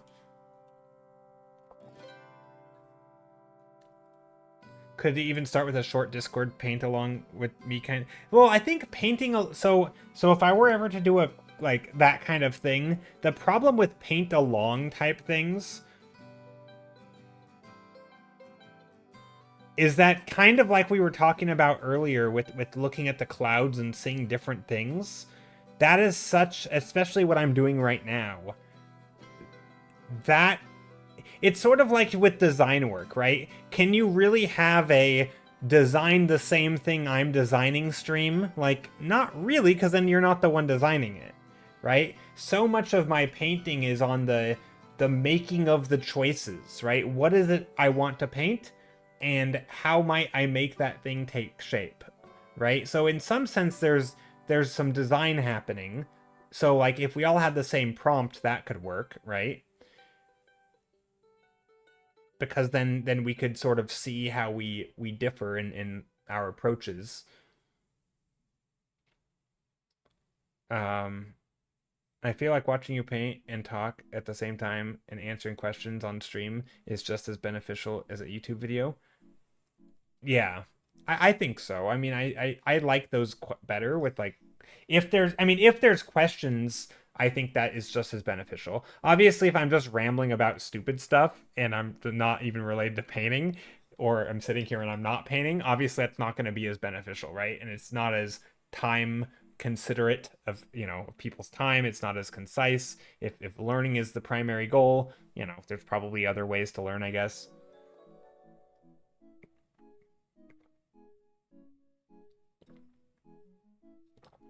Yeah. I mean, I think like giving a theme and interpreting it away. I guess.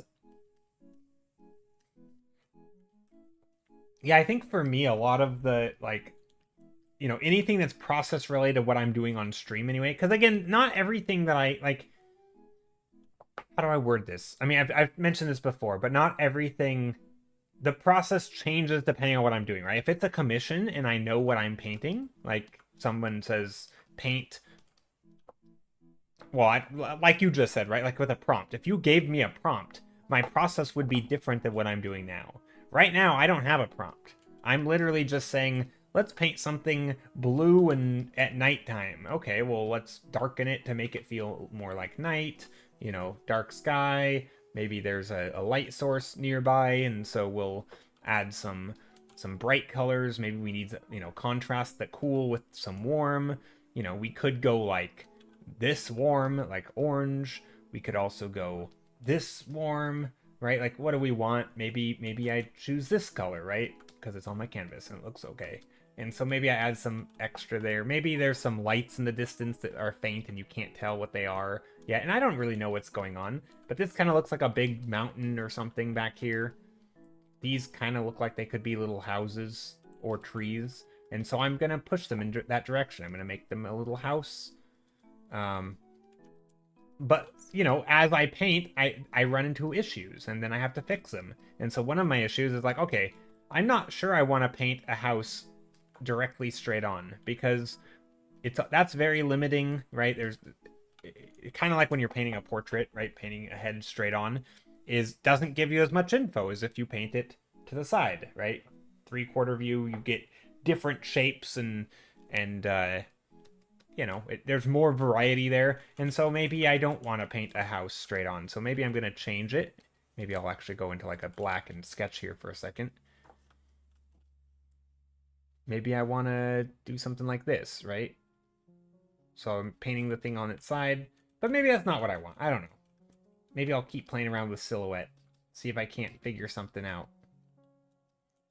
And so like sometimes as I'm painting, like, okay, I've got down that it's a night, I've got down that I want a silhouette, but also I want the silhouette to be more interesting than just the front of a building like this, like you would draw if you were, you know, 6 years old and drawing a house for the first time. You know, like I don't want to draw that house. I want to draw something that's more, you know, has more depth to it, especially when it's limited.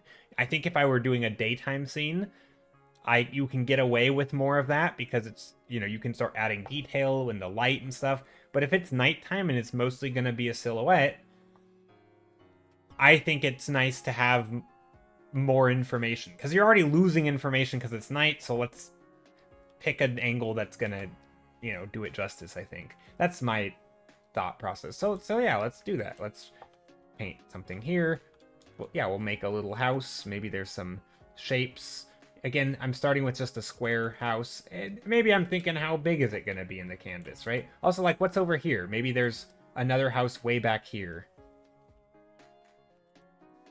Right, so now there's 2 houses.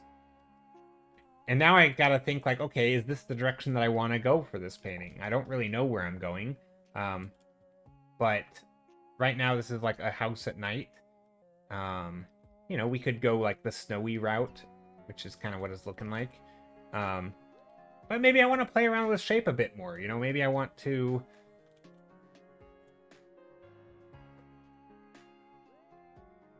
You know, maybe I want to change the scale and make it a little larger. And so I'm just going to scribble some and see where it takes me. And, you know, maybe it goes off the screen a little bit. We'll see. And so a lot of what I'm doing is just like making choices along the way and saying, is this a direction that I like, that I'm taking it in? Do I like that direction? And if I don't, then I'm going to change it. I'm going to say, what don't I like about it? And so yeah, it's tricky. I feel like,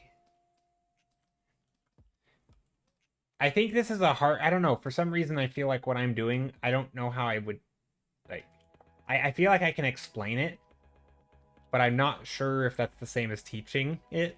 Does that make sense?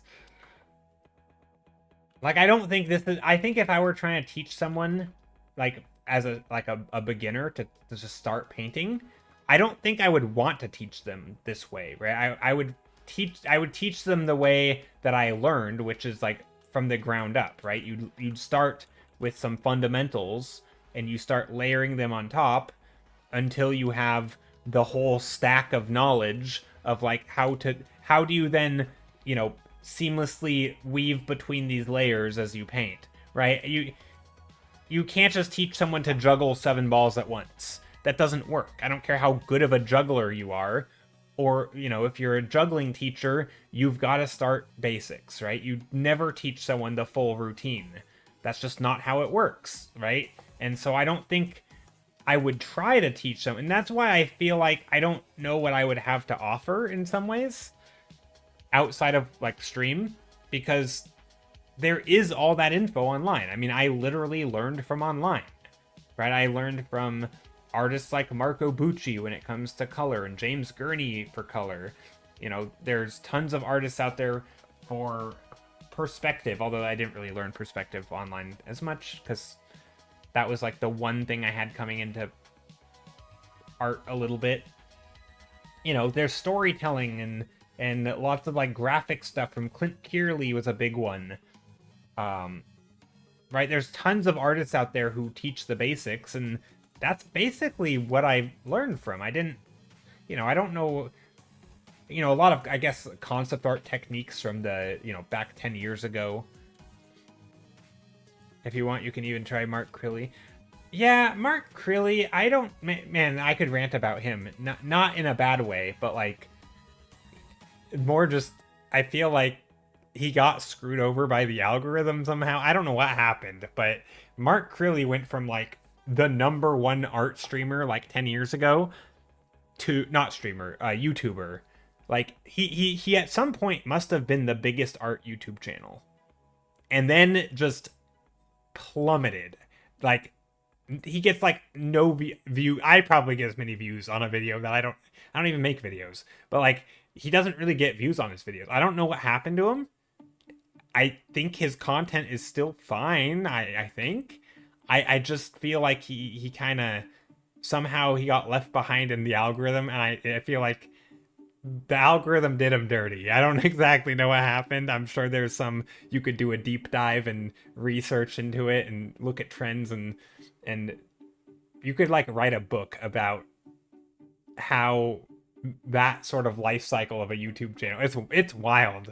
But anyway, no, Mark Crilly is interesting. I feel like because like he has his comic, right? He does comic work. He's definitely skilled in that. He's done a lot of, you know, characters, environments. He's done the whole thing. So I think he definitely does a lot. But the last time I looked at his channel, I saw a lot of the type of tutorials that I really don't like, which is like the how to draw an eye. And it's just an eyeball from the front view, and he's not teaching you structure. He's just teaching you like style, like how to draw a stylized eye. And he's not teaching you how to actually make choices, so that if you wanted to draw an eye for yourself, that's not useful. Like, I don't know. Yeah, I can't speak on his how to draw books, but I do know that some of his most recent videos, I don't like the way that he teaches. I think it is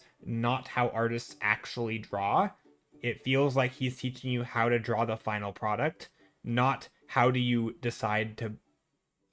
go along the process and make something, right? And I think, and I don't want to hate on him too much because I really haven't looked too deeply into it, but my impression was that he's kind of doing the thing that really turned me off of art and art tutorials as like growing up. You know, I think at one point I had a book. It was like a how to draw book, not by Mark Crilly, but by just, I don't know, some random person. Probably got it like my Scholastic week in school of like how to draw something. And it was basically just some artist had made a bunch of characters, and then they simplified the characters and said, this is how you draw those characters. Like, this is how you draw Snoopy. But it's like, that's not teaching you how to draw. That's teaching you how to draw those very specific things. Kind of. It's teaching you how to like memorize them. And I never liked that. It just always rubbed me the wrong way. It always felt like this isn't doing me any good. This isn't how an artist thinks. If you're a character artist or a comic artist and you need to illustrate something, that's not how you're doing it, right? You're not drawing a thing by remembering exact, oh, first I draw a triangle, then I draw two little thingies, right? So it kind of bugged me. Anyway, I don't want to, again, I don't know if that's how Mark Crilly actually teaches or not. I do know he's very good at drawing, and he has a ton of videos from over the years.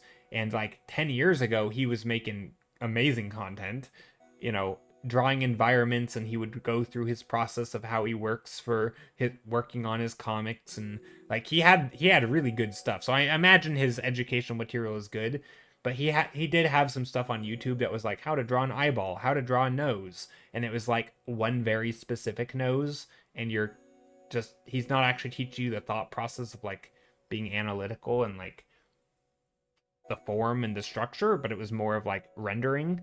I don't know. It felt like it was catering to a different audience, which is fine. You know, I think there's types of education for everybody, and it's probably good that it's out there in some capacity. I think, but if that was the only art education you ever had, I would be a little concerned, I think. But I think it's good that it's there. I don't know. I'm a little mixed on that kind of style of art education.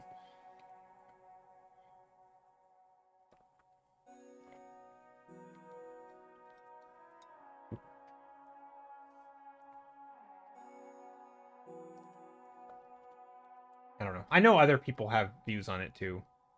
Mikey Mega Mega. I don't know what that is. Placing lines out of the blue like that seems like the other thing it comes after mastering underlying. Well, yeah, I mean, so I oh, like what I'm doing, or like this, or do you mean like those tutorials? Because I think one of my issues is like, let's say I'm gonna do a character, right? And maybe I don't know why I'm using characters example because I mostly paint environments. But let's say I start with a silhouette, right? And Marco Bucci has a really good like, I think he has a really good video on this where like he goes through.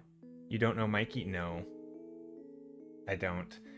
Marco Bucci has a really good video where he does a character design, and he starts with silhouette, and he's like, okay, I'm gonna find a nice shape, you know. So maybe he's like, all right, this is the shape that I like. You know, we've got these big long cheekbones or whatever. Maybe the head is very tall, so I'll make the head taller. You know, maybe the ears stick out a little bit.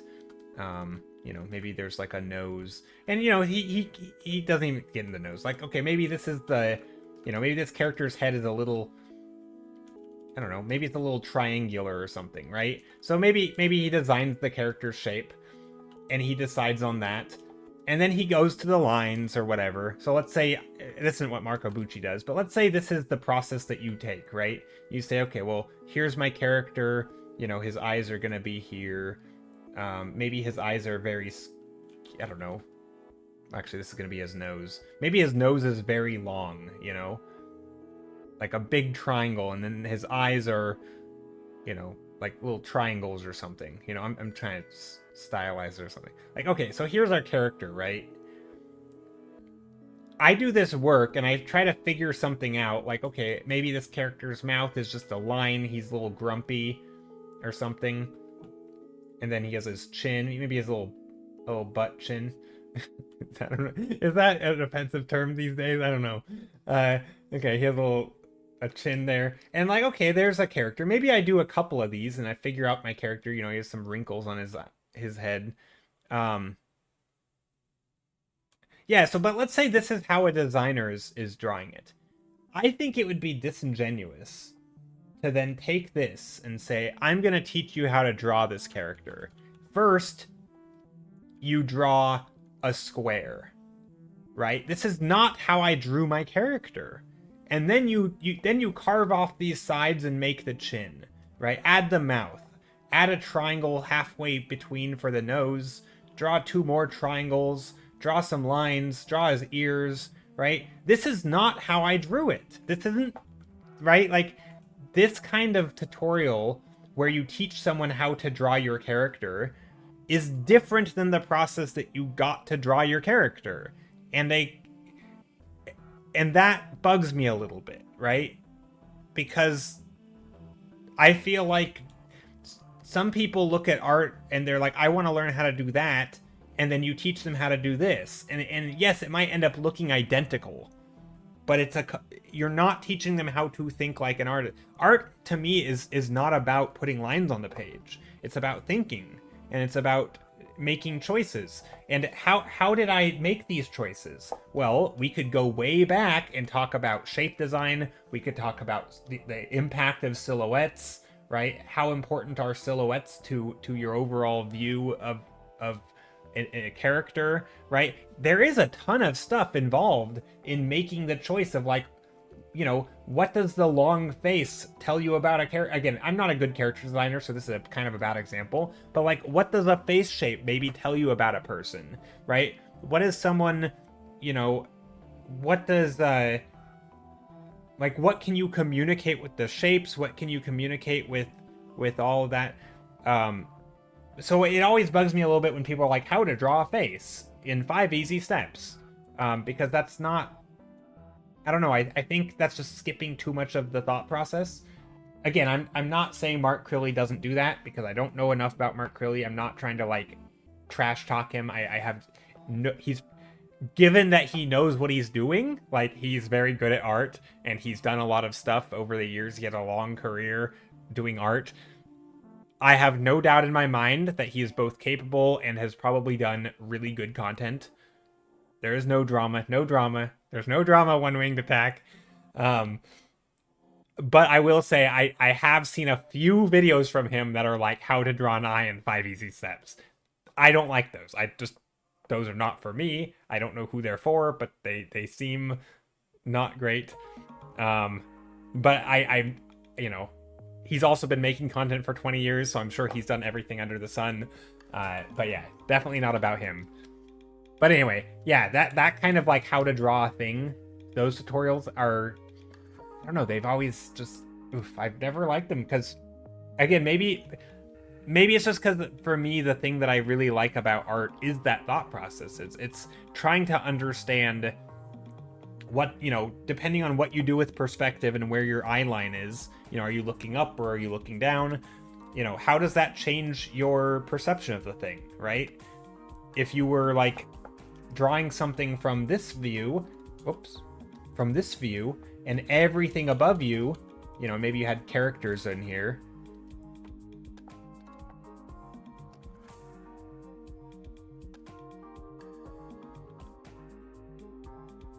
You know, stuff, I'm just drawing lots of shapes, right? If you like, this is gonna make you feel like you're a little child walking through a crowd of people, right? And there's just tons of people everywhere. All around you, there's people, and it's like you can hardly see through them because your eye line's so low, right? Your eyes are at their knees, right? This is gonna give one feeling, right? It's gonna communicate something, which is you are a very tiny character, or you are on your stomach, or you are a child, or something, right? Like, maybe you're a mouse, or, you know, and if you were drawing an image of, like, telling a story of a family of mice going on an adventure, maybe you would want to draw this angle, right? Here's one of the main characters, or maybe a friend of the main character, right? Here's a little mouse. This is what you might want to draw the angle at. And why would you pick this angle? Well, you would pick it because it's low, right? And it's adding that vibe. But if you don't know that, how do you choose? It's not about, like, do you have the skills to draw characters in this pose, right? It's more like, how did you choose to draw this in the first place, right? Why didn't I start this way, draw a bunch of characters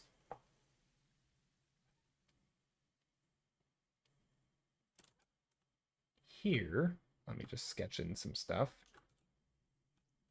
Right? I could have done this, right? Here's a bunch of characters, right? Same scene. This is gonna be a different feeling. I'm drawing a lot of characters here, right? This is gonna be different, right? And it's hard. This one is not as clear probably, but you know, and I could have drawn a mouse here. This is gonna be a different view, right? this isn't going to feel like we're in the motion, right? This is going to feel like we're a person looking down at the mouse, and we're seeing him, we are also,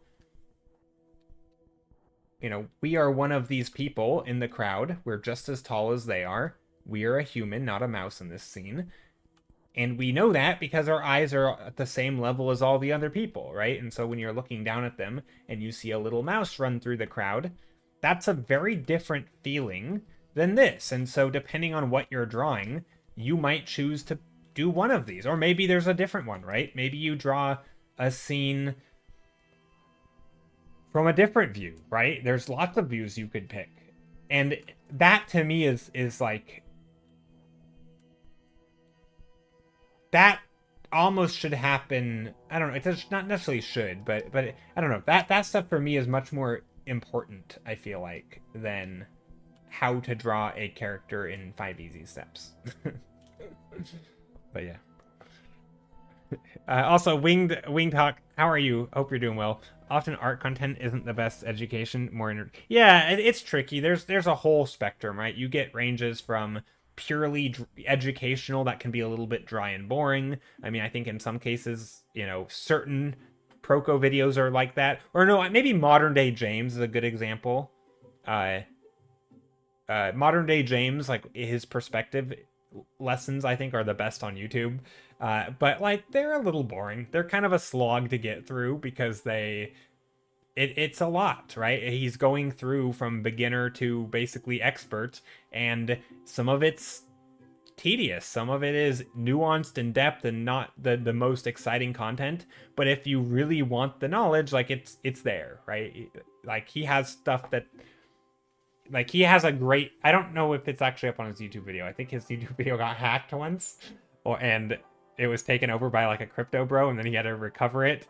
And I think he was working on re-uploading Scott Robertson's book, driest book ever. Yeah, exactly. So Modern Day James actually uses Scott Robertson's book and goes through every single lesson. And I think he's basically following Scott Robertson's book. And so, but he's educated. He's using the book as like the textbook, and he's being the teacher, and he's teaching the textbook, right?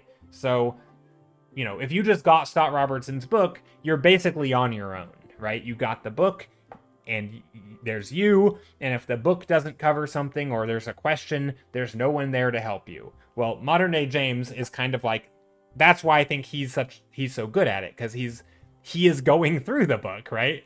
And that's, he has videos on everything in the book, but he's also like showing you how to do it and like the struggles, and because he's also learning it at the same time. Anyway, that's why I think he had the best videos on perspective. But anyway, but it's also kind of dry, right? Like it's not exciting. And then of course there's there's channels like Proko who are still very, very educational. But they do try to add a little bit more pizzazz, they vary it a little bit. But they're still on that end of like dryness, But then there's videos like on the opposite end, like Draw with Jazza or Ross Draws, right? Like they are basically just edutainment, right? They are full on, they're just trying to have fun videos that like are fun, right? They're not even really trying to teach you stuff. I mean, sometimes they do, but not, it's fun. That side of art. Yeah, the fun, they're just fun videos of them trying to hype you up and get you to draw stuff and doing little art challenges and saying, can I draw a character in, I'm going to draw your fan art in a different style, or I'm going to do, like, they're not really trying to teach you. They're just turning, yeah, Drawfee is a good example, right? Drawfee is entertainment. They're not educators, or maybe they are, but they're, anything you pick up from them is just because you're being observant and paying attention, not because they're actively trying to teach you stuff. They're for fun. And you've got the whole range, and you got everything in between, right? You have some people who do a little bit of this and a little bit of that, and some people who are strictly entertainment. Most channels are a little bit of both. I don't know. So yeah, I think it's good that there's a good range out there. And I have no issues with what am I trying to say? I have no issues with entertaining channels, right? I think that there's nothing wrong with that. I think the tricky part is when you don't know what you're watching. You know, you think you're watching educational, but it's actually entirely entertainment value, right? This happens a lot with like news. I don't know so much with art, but like you think you're watching news, but it's really just supposed to be for fun. And like there's more skits and their accuracy isn't their main goal. They're just trying to pump their numbers up and like keep you hooked. Yeah, you know, it's kind of like the social media effect, you know, with like causing drama and stuff. If you think you're using it for news and you're actually being drip fed stuff to keep you entertained, that's a problem because then you might just be this unsuspecting victim essentially who thinks that you're trying to learn art and you're being misled because you were none the wiser, you know. And um that's always my fear a little bit when if it's not clear what the goal is, you know. So yeah. Anyway, hello Puffles. I like your name. How's it going? I do an art stream. I'm drawing to draw, which may or may not be sold as a sticker. Wait, what? Are you advertising your art stream? Is that what's happening? Don't do that. I mean, it's fine that if you know, a lot of people here are art streamers, and you can like... Is that what's happening? Is this straight up just self-promo? I'm making things that are going to be sold as stickers. Come buy them. Is that what you're saying? Now I'm confused. I don't know what's happening.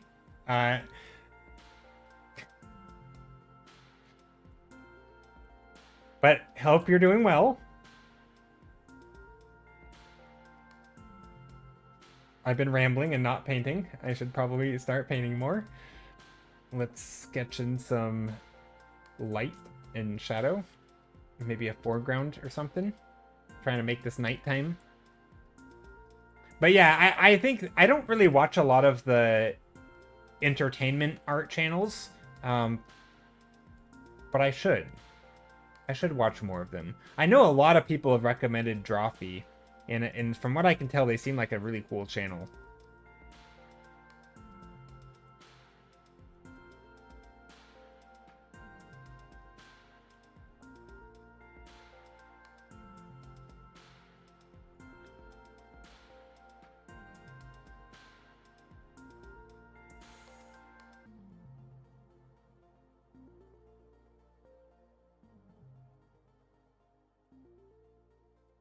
But yeah, like I think like my channel, I don't know what, like I don't even know how I would classify myself. And I think that's how most artists and streamers probably are, where like you don't really, you're kind of just doing your thing, and like if it ends up being educational, that's great, and if it's not, then that's also fine. Um and I do think that's a tricky spot to be in though, because then the audience probably doesn't know either, and again you could accidentally mislead people or something, or they might get the wrong message. I don't know. I think just like communication around art in general has always been really tricky, because art is like a thing for a lot of people. It feels very mysterious, and so if you don't, you have to be very careful how you communicate it, I think.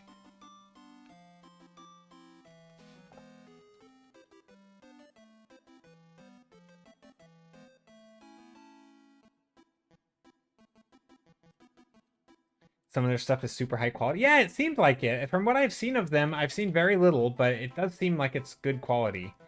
They seem like they have a good group of people with a lot of different skill sets, and they also make effort to like bring other people in, and they do, yeah, all sorts of good content. I should watch more of their videos.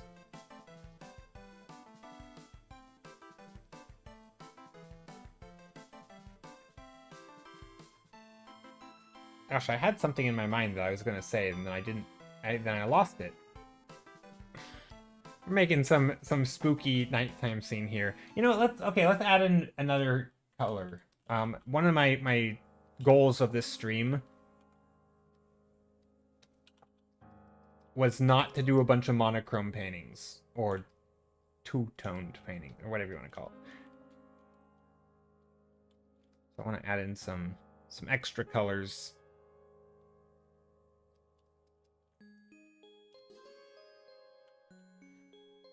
Maybe there's like a sunrise or sunrise maybe, or sunset. Some light in the background. Mysterious light.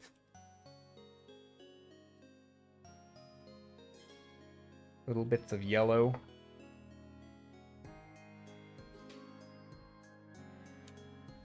Maybe there's some green on the roof.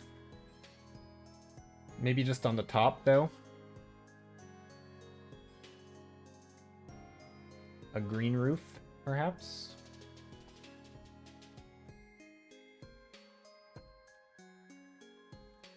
And then some over here. And maybe this greenery goes all the way back to the trees, too. Lots of green. Now, the orange is feeling a little strange here. I'm trying to bring in some dark values in the foreground. Maybe it's a little mossy. Maybe there's like a wood pile here.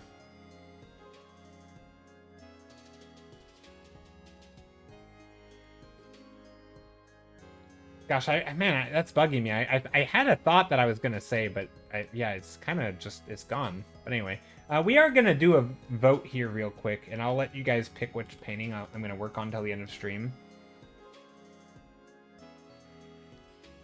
Because yeah, I was talking about communicating, and some people don't even probably know what they're doing. So like, if I don't know if my stream is educational or not, it's hard for the audience to know. And then you don't know. And that was my train of thought. And then I had another thought. It's like, it's gone. It was so fleeting. What was I gonna say? I don't know. Probably doesn't matter. Probably wasn't important if I don't remember.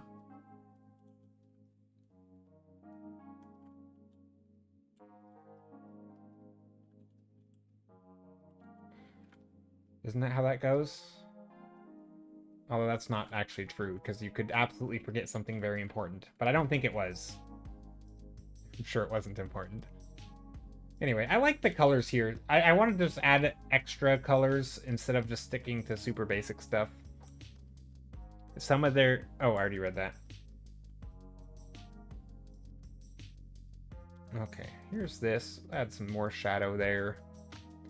Add some more light there. And yeah, I'll put up the straw poll here in just a moment. Once I make it. Everything can become a learning thing.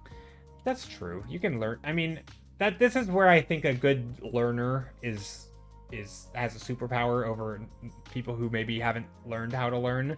Like, I think being able to learn... I mean, I think some of the most educational or some of the biggest lessons I've gotten in art and just probably in life in general or from other things have not been trying to teach, right? They've been people just talking about a subject maybe they're passionate about or something, and you just kind of pick it up, right? You pick it up because you see a perspective that you weren't familiar with, and that perspective shift was the thing you needed to learn, right? That's a hard thing to teach. You don't often do different perspectives. I mean, no, I do a lot of... So, yeah, I mostly do, like...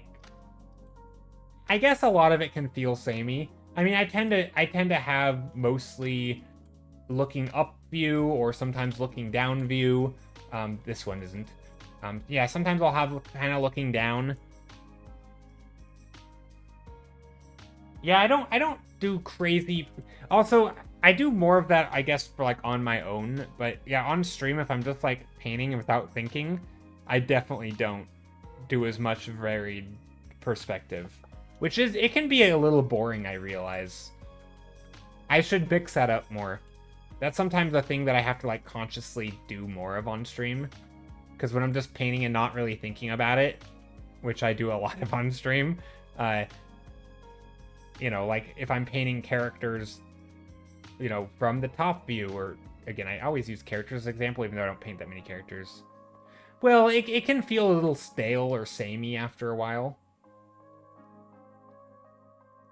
I think probably, I mean, and you say the same perspective, but more just like similar like eye line in the scene. But I do like mix up scale, right? Like this is very different of a scale, even though it's the same horizon line than this. So like it's a different, you know, so it is different, but in terms of like composition and where the eye line falls in the page, in the picture frame, it's the same, right? Like they're both at the same place, but the zoom is different. So there's yeah. No, I got what you're saying, but no, you're not wrong. I mean, it kind of depends. Sometimes you're wrong. Like even this one's a little different. Not really. Here, let me look through. I've got a lot that are different, but there are days where they are all the same.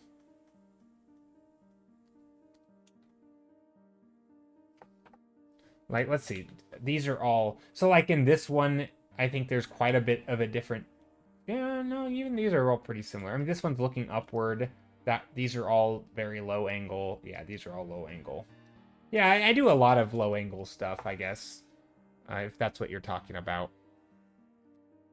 Let's see.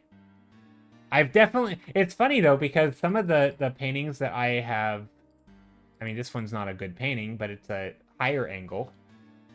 Very, very similar perspective, also. See, this I would feel like is the boring, the generic thing that I do all the time. And that's not my favorite.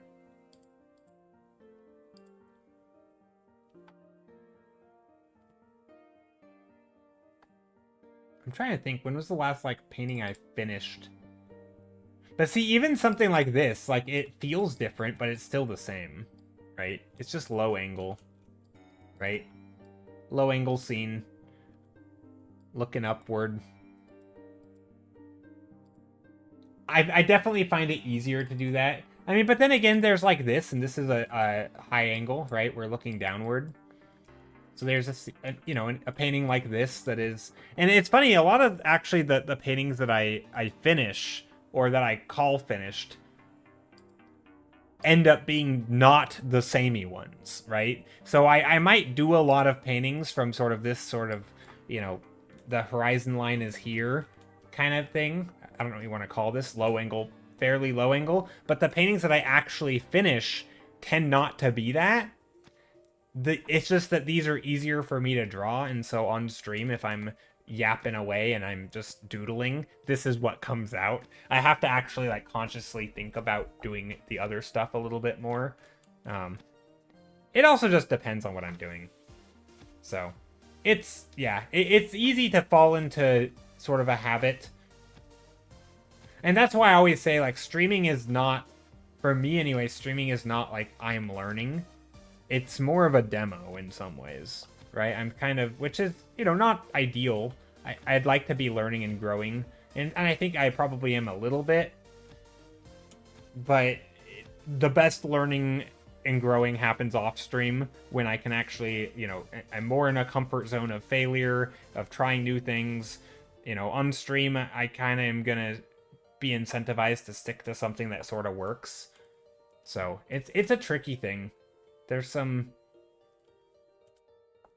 you know, it's not, at least for me, it doesn't feel as straightforward as just, you know, sit down and try new stuff every stream. Because I do care a little bit about making sure it works and like having something to show at the end of the stream,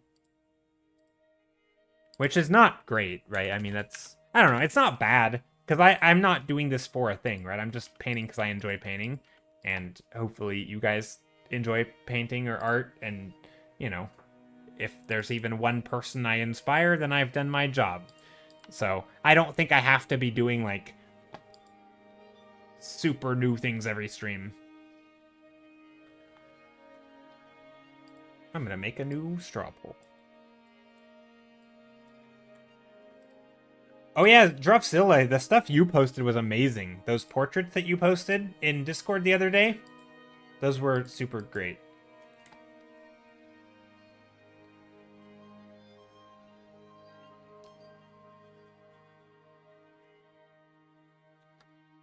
Okay, there is the straw poll for that. 1 second, I will read that message in just a moment. I'm going to turn off my webcam here just for a brief moment while I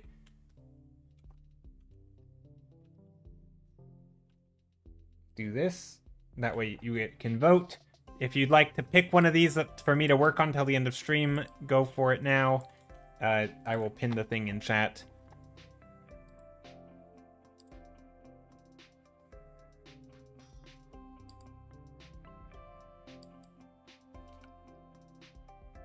Okay, the Winged Hawk says, do you have the internal struggle to want to do more of other stuff since you mostly do environments? Like, I always want to do environments, but I haven't even dipped my toes into it.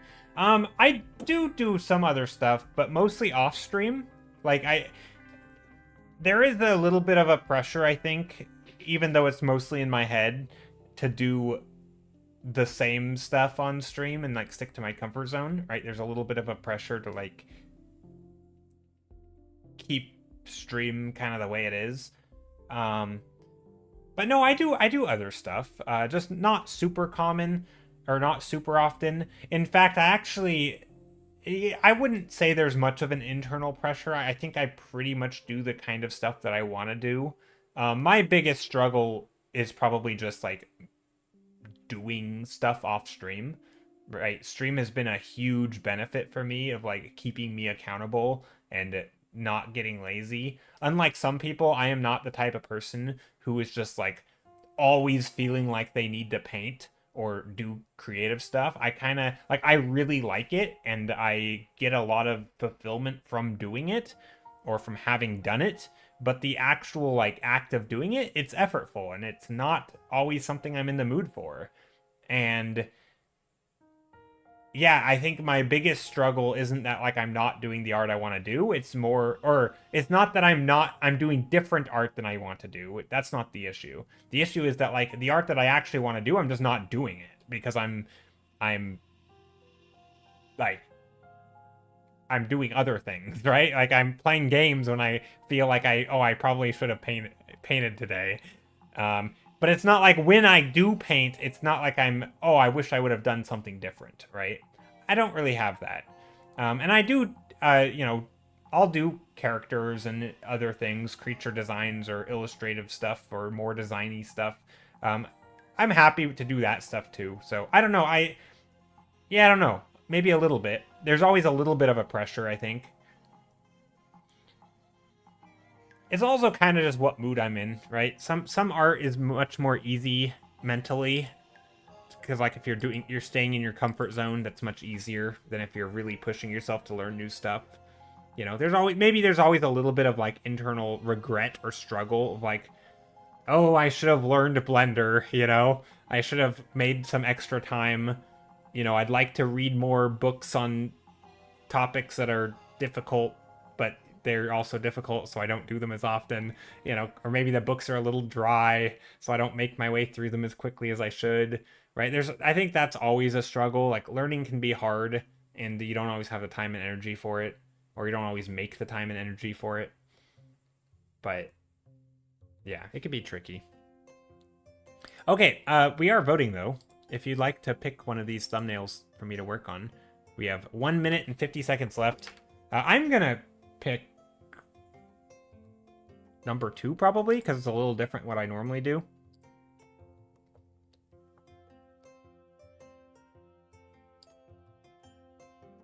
Ooh, it's winning. Also, 11 people voted. Thank you guys for voting. That's a lot of you.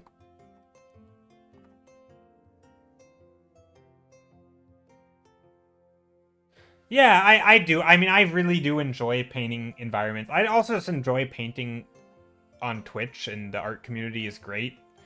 And I don't feel like I'm not... Like, I'm basically painting because I like painting, right? I'm not painting for a thing, really, if that makes sense. Like, I guess the only thing I would be painting for is like kind of like I said earlier, there's a little bit of like a demo or a party trick, or I don't know what you want to call it, but like it's a performance of sorts when you're streaming. That's probably the closest I get to, like, are there some times where on stream, maybe I'd want to do something a little different and I'd end up not doing it? Maybe a little, but like I kind of tell myself that, like, if I really want to paint stuff for myself, I'll do it off stream. And I do paint stuff for myself on stream, right? So I don't want to make it sound like I'm not painting what I really want to paint. But the best painting happens off stream, let's put it that way, because that's where I'm gonna like really try new things, challenge myself, learn new stuff. I might, if I'm working on a painting and I realize that I need more references, maybe I'll browse Pinterest for an hour, or maybe I need a break and I'll go on a walk, or I'll just get up and leave and I'll go wander around and find some food or something for a bit. I can't do that when I'm streaming, right? And so it's not an ideal environment when you have eyeballs on you and you also have an obligation to, like, hopefully entertain a little bit or like communicate a little bit. Like, that's hard, right? Because it doesn't always line up with an ideal art process. So yeah, if I want to make good art, I do it off stream. That being said, I obviously want to make good art on stream, and so I do stick to my comfort zone a little bit more. So it can be a little tricky.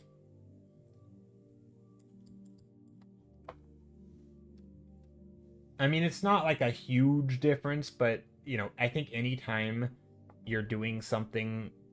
I remember there was a podcast. It was... What was it? Was it SciShow? No, I don't think it was SciShow. It might have been a Tom Scott video where they were trying to do a podcast and a live filming session at the same time. And there was sort of this he explains this, I don't know actually who it was, but the person explains this realization that making media for visuals and making media for audio is different from each other. And if you really want to make one good, the other necessarily has to suffer. Like, you cannot make it the best thing in both worlds, because some things are just, if you have a strong visual component, audio is going to miss it. And you can try to explain it, but then all of that in the visual format's going to, like, not work as well. And, like, it's kind of nuanced in a way. And, like, I feel that way about art and streaming a little bit. Like, streaming fundamentally is not the same as making art for yourself. There can be a lot of overlap, of course, but you kind of have to pick a lane, or like ultimately you end up wanting to pick a side. And for me, I think that's streaming a little bit, with art obviously still in it. I don't know. That's how I think about it anyway.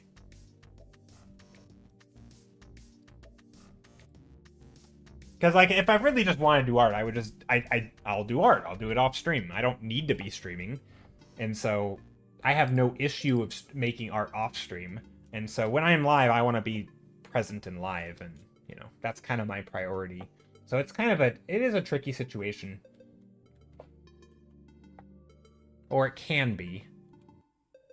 And I think for some people, it's not at all. Some people, it's just like, oh, they can do their best art on stream. And they have no issue of, learning, trying new things and all that. Like, the pressures don't get to them or anything. I don't know. That's just not really the way that I want to run my stream, and it's not what I like about streaming. So, yeah. It can be a little tricky. Okay, but this painting's fun. So we're gonna turn this into like a swamp elf.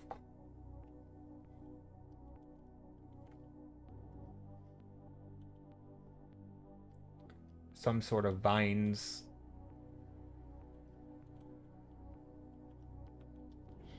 Some sort of motif thing up here. Maybe they're both sitting like a two-person throne. Is that a thing? A little chair they're sitting at.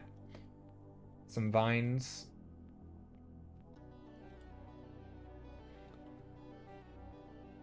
Funny enough, I think for me, streaming is less about the art.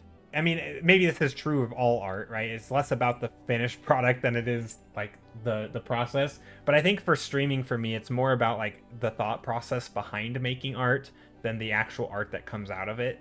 I like talking about the thought process. I like talking about making choices and the decisions. How people, how you can think, how artists think, kind of that sort of topic. And it's got to be one of my favorite sort of topics, and I think that's ultimately one of the reasons I like streaming is talking about like the misconceptions of art, or like when I started art versus where I am now, and sort of how my view of creating things changes, and then maybe seeing people who basically hold the same view that I used to hold out in the wild. You see, especially in like Twitter comments and stuff, or any of those hot topics like AI or whatever, you see people have these views that you're like, I thought like you once, and I can see myself in that. But it's like after years and years of making things, or painting, or learning a new skill, it's like I have my, I sing a different tune. Is that the saying? But like my perspective has changed. Like for me, one of the greatest things about making stuff or learning to paint is that as everything you paint, you learn something, right? Or if you pull up a reference, like I'm gonna do now, I'm gonna do like a throne. I'm just gonna find a fancy throne. Literally typing that in, fancy throne. Like if there's something, maybe it's a certain architectural style or something, but everything you paint, or if you have to research something or to write a book, right? You are learning. You have to learn to write that book. If you want to write something about a historical moment in time and you do a bunch of research, you come away from that a little bit more smart, or a little bit more educated. And the same is true with visual art, right? If you do a big project and figure out how to frame a scene, or how to tell a story or a message, or how to design something for a function that, has never been designed before, there is research and knowledge that you have to gain along the way. It's ultimate. I mean, again, so it's, in some ways, I like that every piece makes me grow a little bit. That's not something that, I don't know, like that view, I think I didn't really get that when I started. But now I do, and I'm grateful for it. Because to me, it makes everything more exciting.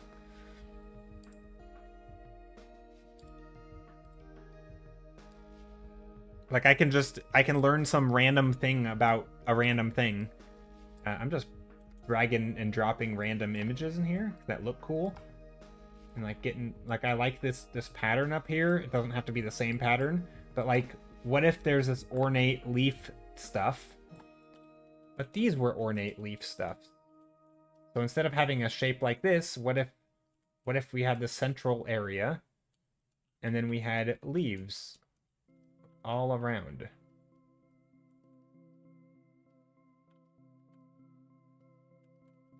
I think that could be a nice shape.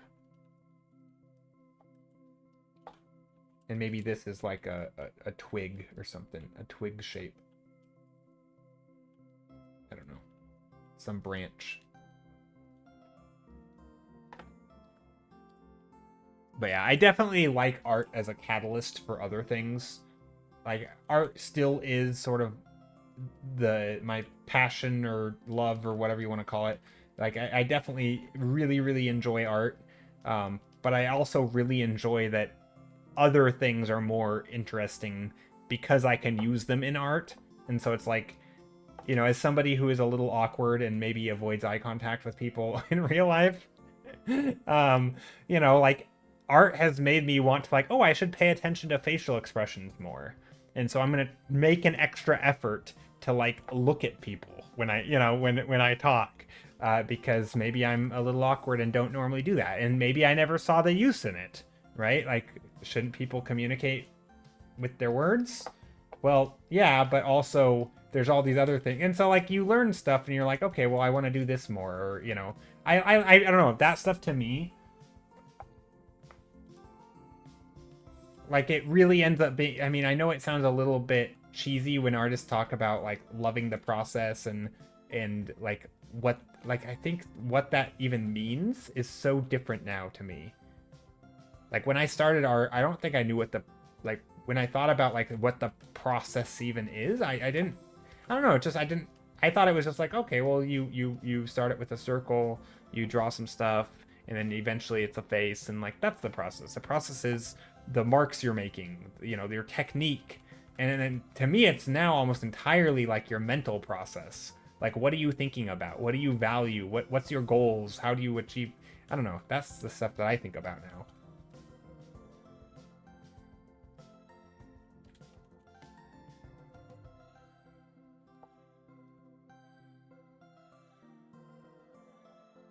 Okay, let's add. So I want this to feel kind of fancy, a little bit royal. I don't know. I don't think I worded that very well.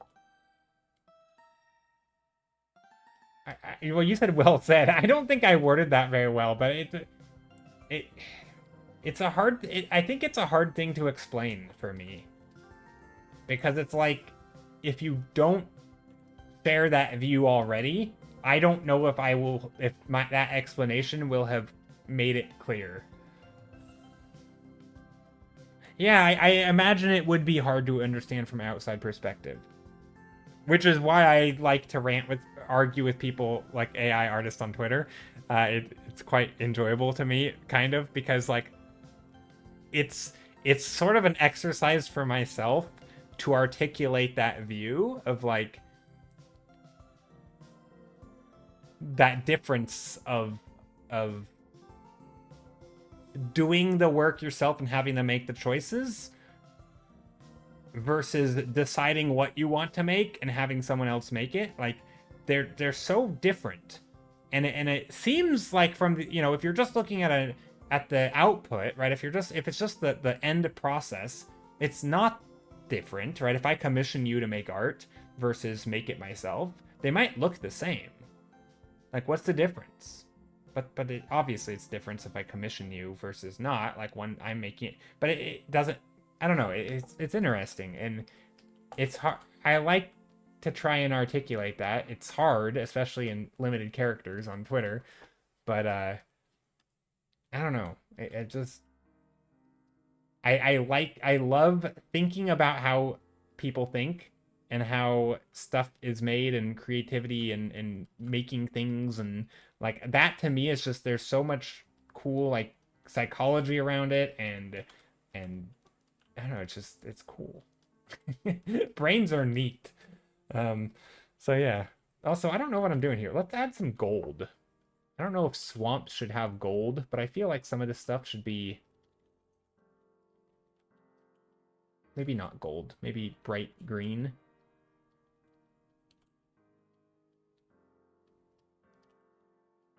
Although before I do that, I should probably focus on values. Get my value structure right and just make sure things look good.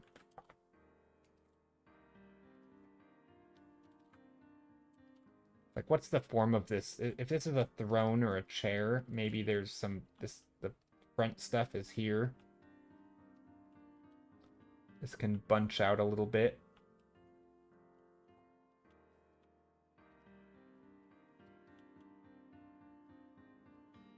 This is like a big chair.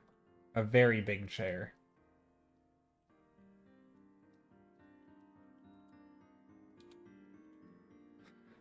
I don't think I want this stuff to be too symmetrical, though. So do I delete these?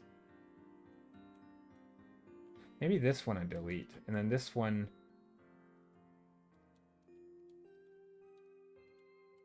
Then I can hang those things that I had before over here. We'll make it curve in towards the scene, as opposed to out.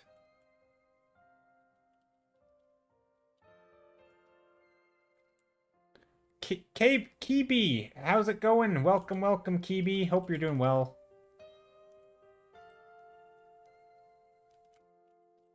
I realized that I did. Well, that wasn't a very timely greeting, but I hope you are doing well.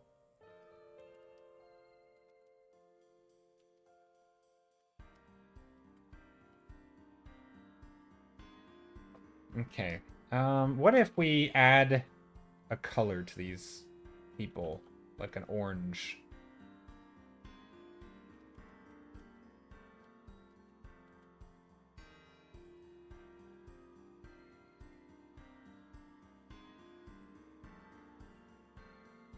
Hmm.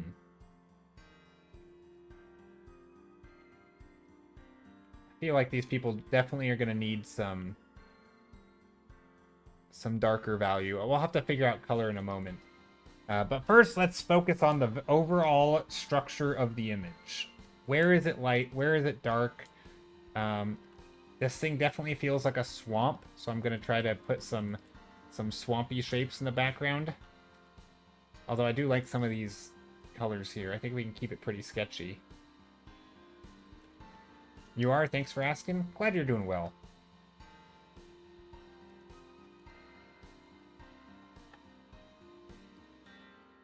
Let me grab an image of, like, sitting on chair. Images.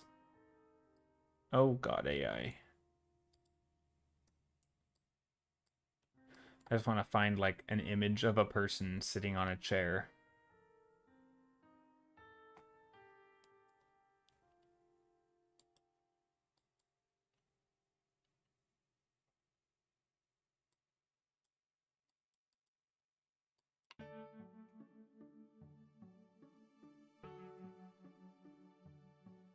Alright,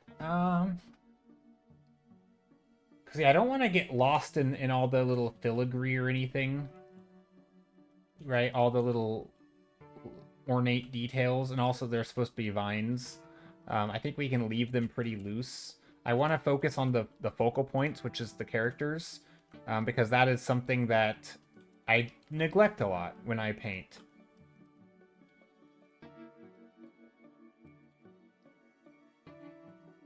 Not characters, but just the focal point. Sometimes I'll have like a main thing that I'm painting in it, and I maybe their leg is crossed.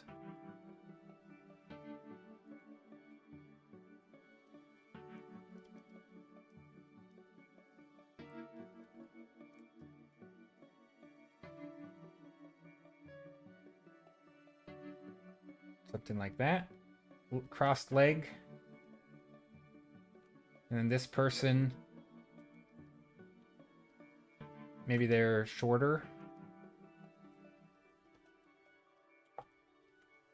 Maybe their leg is also crossed, but maybe they're wearing like a dress thing. I don't know. Maybe they're both wearing long things.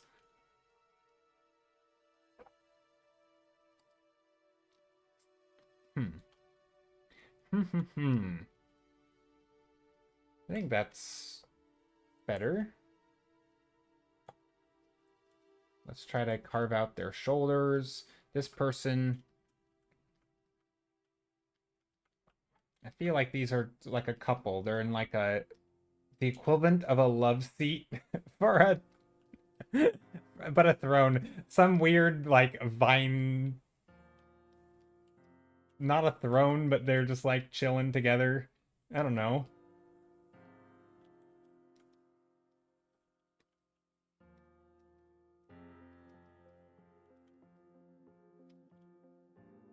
And they don't need to be perfect, right? I'm not gonna have like amazing references for him.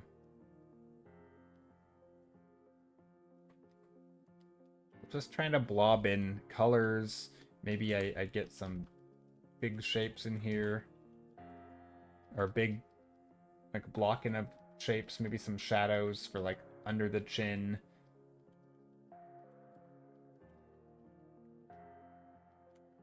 You know, some lighting here to start figuring out like, I don't know. Let's see.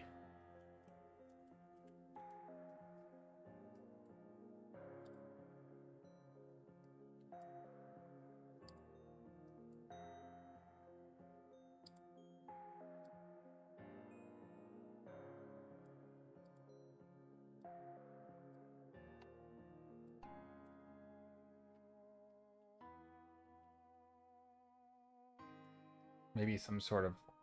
I'm trying to find like different dress. I don't know much about dresses.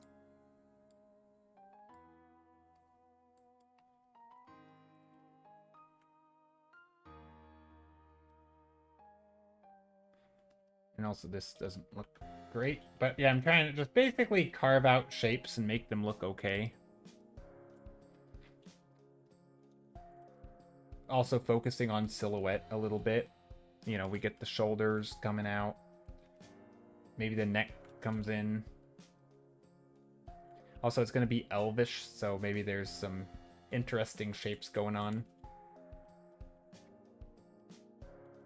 What about this? This person doesn't feel very elvish. Also, what's happening with their torso proportions?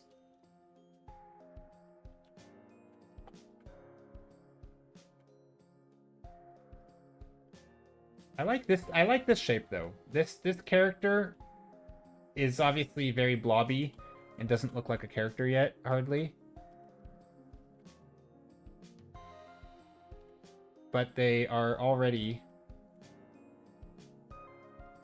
a million times better than this other character. Maybe they have some shape on their head.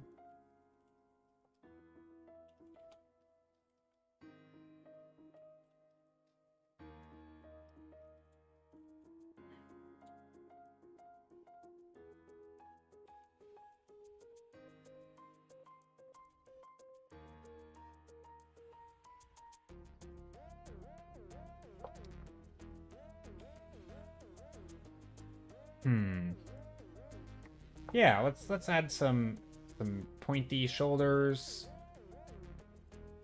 Yeah, I don't know quite what the posture's gonna be.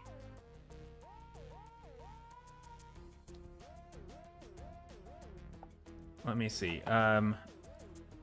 Sitting cross-legged. Images.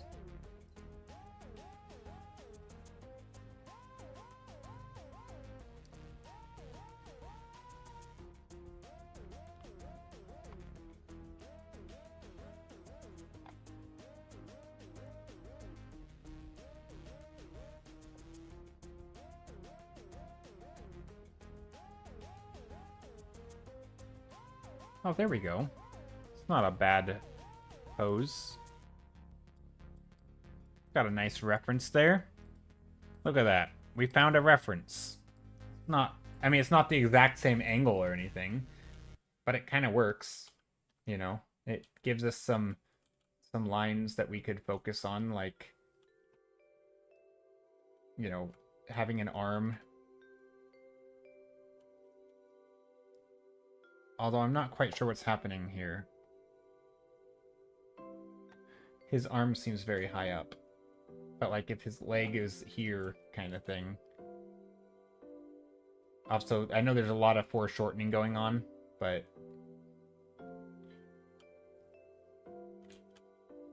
you could do something like that.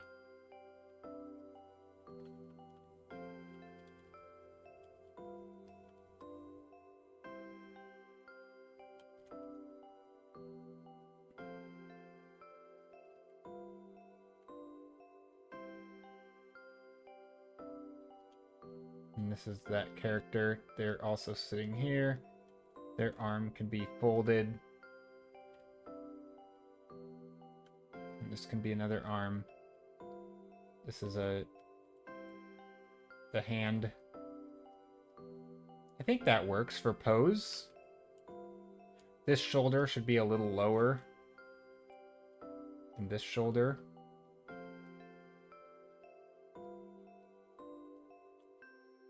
I don't like that this character is facing straight on. Or mostly straight on, right? Like, there. Do we want to give them some funky hair? I don't know. But anyway, that's useful. It's always good to use references, even if they're not exactly what you're gonna use. Maybe there's a crown here, some sort of royal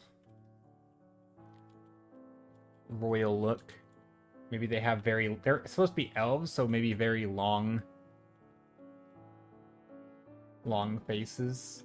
I feel like elves can have long faces.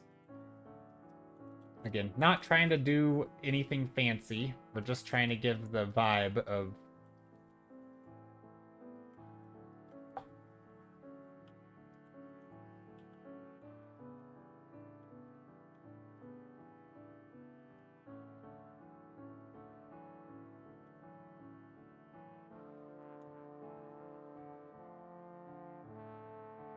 Gonna add some of that.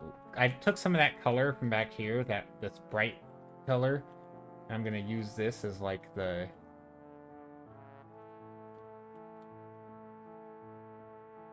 color for the dress, or part of the dress. Maybe also part of this.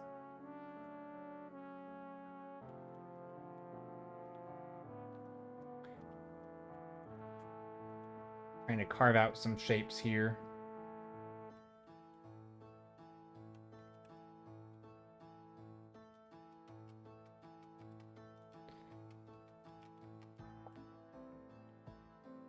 There. And then this can be like a tree trunk thingy they're sitting on.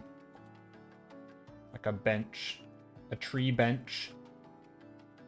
Which maybe means there's gonna be some shadow under here.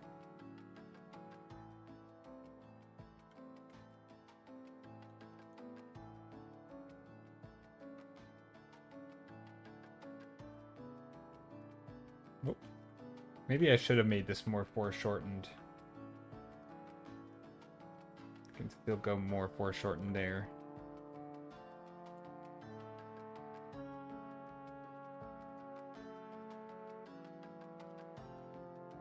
There, I'm kind of liking that. I'm not sure about the lighting, because we don't really have any lighting yet. I kind of like that, actually, where they're just like the mid... That's kind of an interesting lighting, where just their midsection is a little darker. And then their top is in light.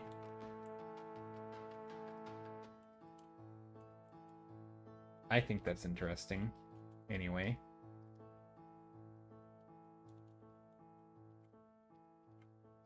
Maybe this is darker red or orange.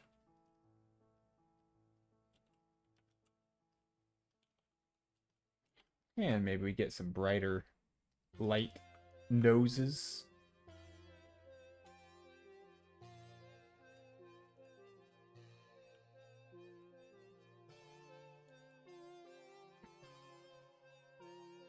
And get some nice dark eyes.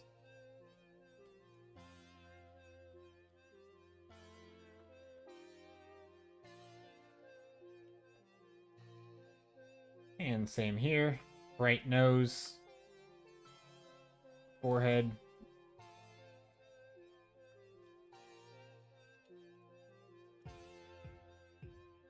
Yeah, definitely don't do a lot of characters, but it is kind of fun to do this because this is so different than what I normally do. And now I'm going to carve out some shapes in these trees and try to make this look more ornate.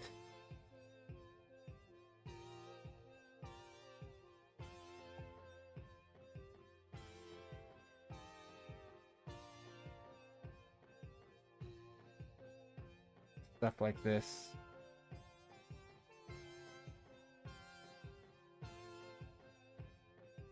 Some tree shapes. Little leaves hanging out over them. Trying to do some graphical stuff. I like the idea that these are like vines that are creeping down. Also, maybe we can make them a little bit different colors, so like some orangey reds. I don't want to go too orange, right? Because their hands and face are a little bit orange. Right? So if I go too orange here, then that's going to contrast, and I feel like we don't really want... We don't want the orangest and most red stuff in the painting to be the trees. But I think a little bit, especially here in the shadows.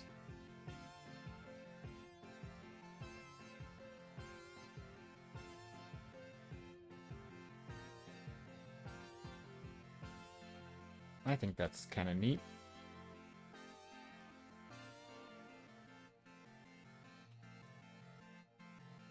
Couldn't tell you anything about these characters, who they are, other than maybe some sort of weird royalty. It's like a weird... They're sitting on a throne, doing royal stuff, just being here.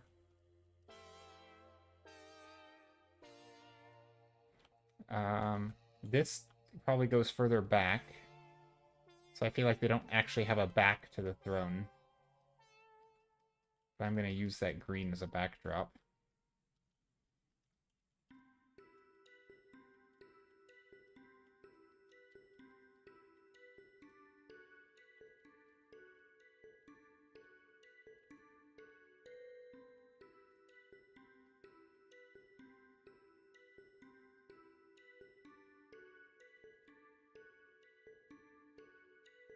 Something like that. Some more shapes. Maybe now this can go... Oh, like that. I'm trying to carve out the shape of this thing a little bit more. And maybe there's some shapes back here too. But are a little bit softer. I'm using a much bigger brush back here in the distance. Kind of making some shapes. I think this yellow is nice, but it doesn't belong there. Compositionally, it doesn't make a lot of sense. It's also directing the eye away. But I'm going to add some of it back in here, because I do like it elsewhere in the painting. I like the colors. There's also a bit of red right there in the foreground that I don't like. But I do actually like the red, though. I wonder if I can't use that somewhere.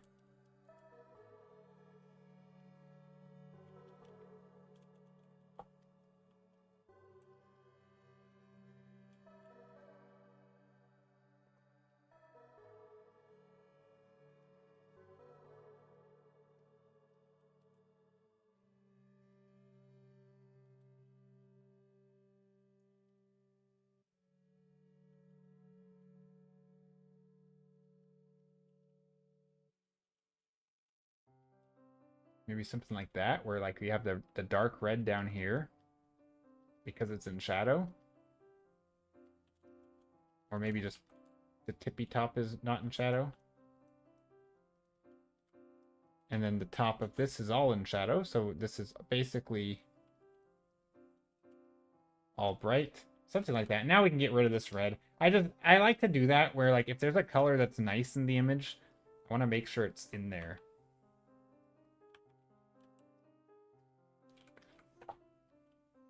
Maybe we bring back in some of these bright colors. This is kind of a weird painting. I don't know if it's going to look good. Or if it does look good. Let's try something. Let's do an experiment here. Let's add some color. A little dash of color, or not color dodge. It's interesting. It is interesting. I like it. Thanks. That means a lot. What if I add a lot of overlay? No, that's not great. It's a little green. I think that now that I'm looking at it, it's a little green.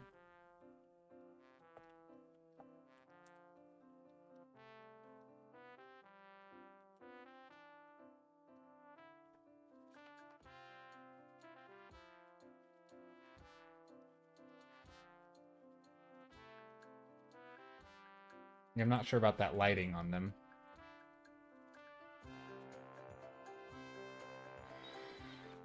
What if I did another overlay?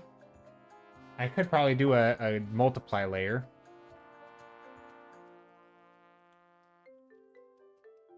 Yeah, I don't want to do that. You see, I'm not looking for like crazy lighting.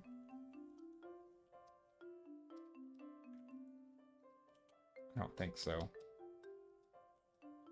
I don't know. This stuff's fun though. I enjoy. Yeah, I mean, the more I look at it though, I feel like these characters are too short. You know? Like, yeah. Hold on. I'm gonna try something.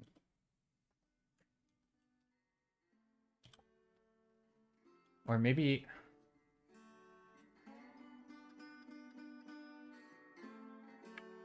Like, they're not in the frame, right? Like, they're in a weird spot. Like, the whole composition is just strange. I mean, I don't think that the solution is to stretch them. Nope. I don't think that would work at all. But like, there's something about the size and the scale that just doesn't read well.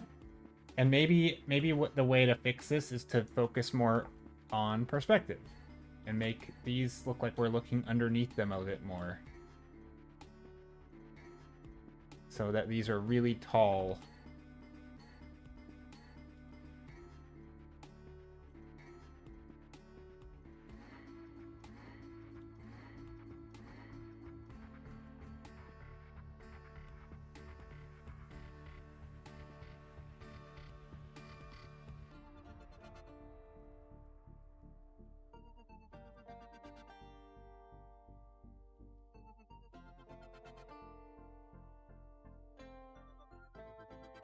They're kind of look off the canvas and there's an empty space to the side. Though they're looking off the canvas and there's an empty space. Yeah, it's kind of weird, right?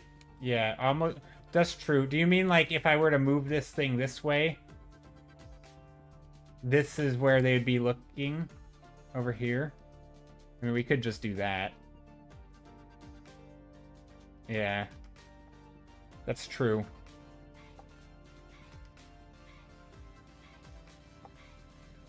Yeah, that would be better, I think.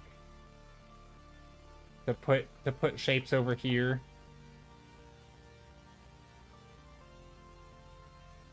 I mean, yeah. That's true. Good call. I didn't really take into account where they're looking. That's because I don't do a lot of characters. I don't think about what they're looking at.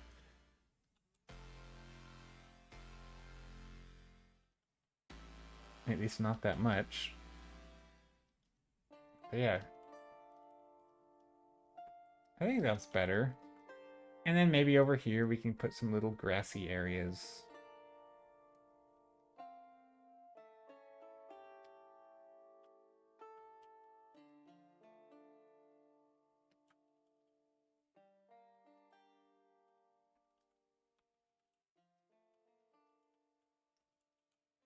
Trying to draw the underside of the branches here, just to kind of sell the illusion that we are looking up, because otherwise they're just going to look too tiny. Like, if I was looking straight on,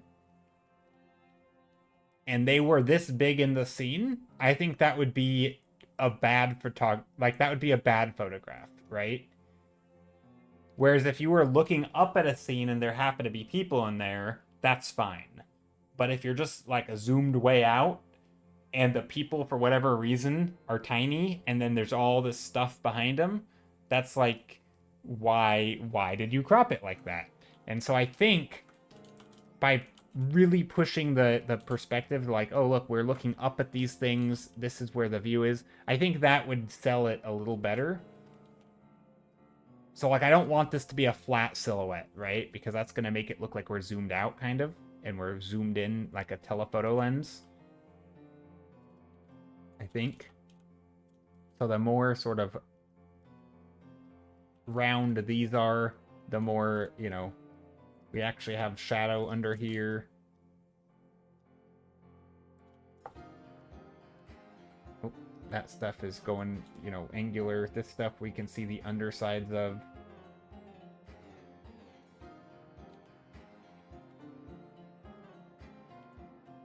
Think. Also, we probably shouldn't have that dark... Oh, I'm on the wrong layer. Uh-oh.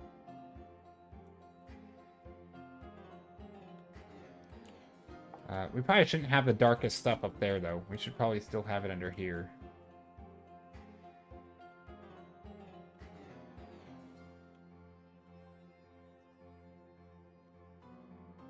These little occluded areas.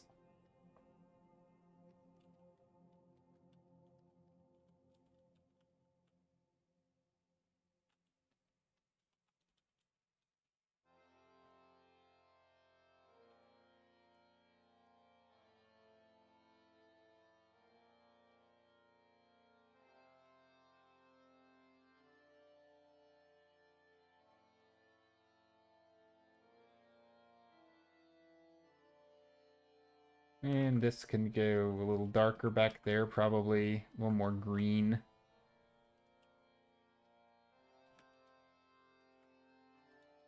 A little more yellow also. Same back here. We don't need a lot of stuff. We can just kind of blob that in.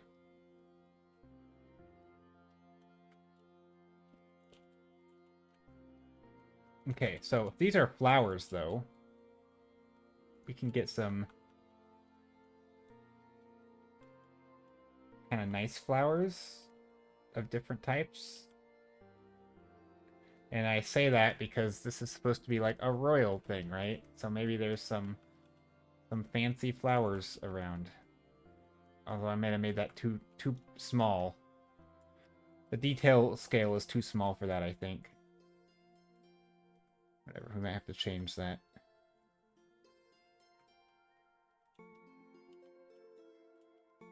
Let's go much brighter.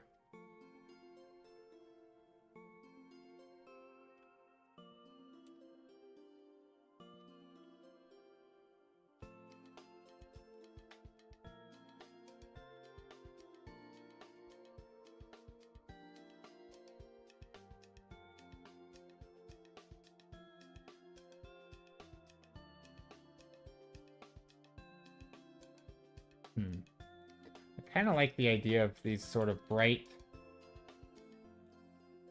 patterns here, although I don't know where they should be. Maybe it'd be easier up here.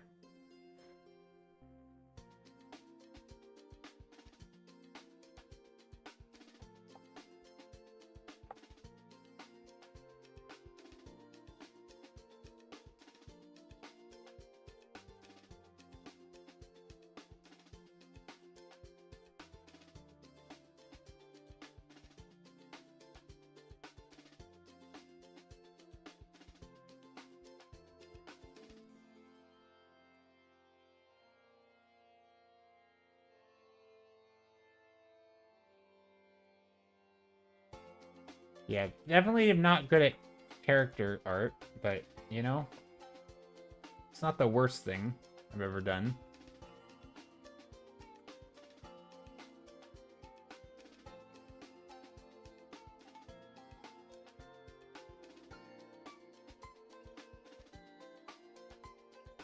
I feel like I wanted this, like, I'm not quite sure what pose this is happening here with the legs and stuff.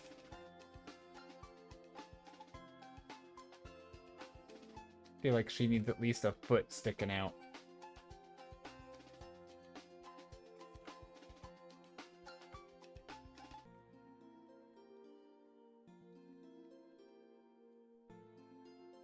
Maybe we can see some fleshy color like an ankle. Scandalous. We got an ankle down here for the foot. Is that weird? That's kind of weird.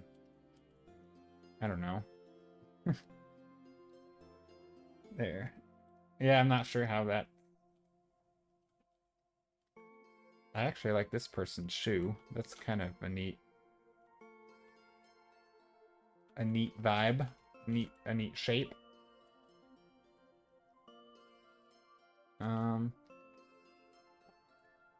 Yeah, some vines, some plants.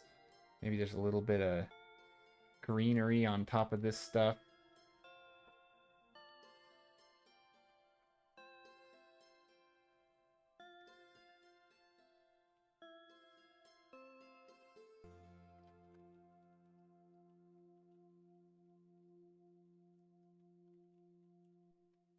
Okay, and then the rest of this we can start figuring out some of the shape here as well.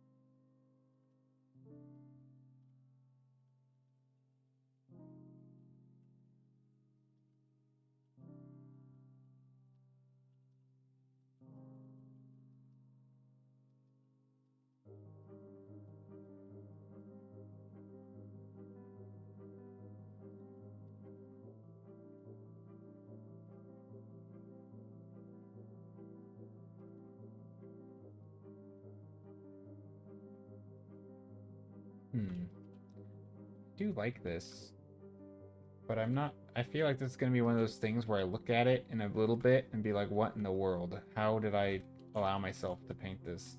No, but I think it's good. I think this is feeling swampy a little bit, maybe. Maybe not super swampy.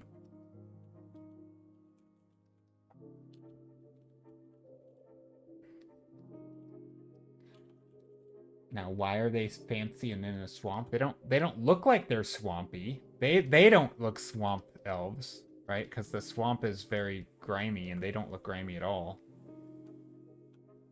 Why would you be in a white dress in the swamp? That's the real question. I don't think I have an answer to that.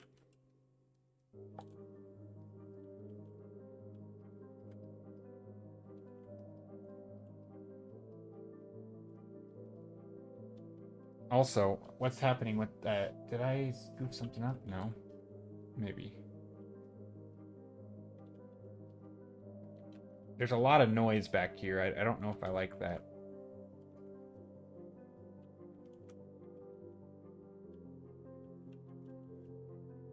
I feel like the background doesn't have a lot of...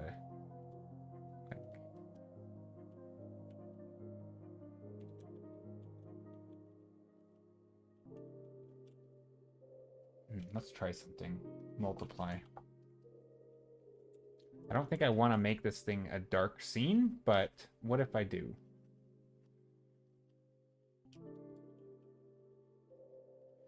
Because, I mean, again, this is a swamp. We can have a little bit darker.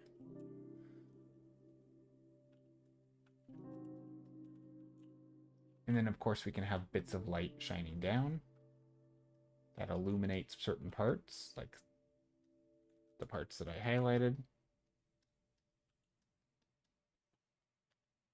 I mean, I think that's just better, right? That's just objectively better.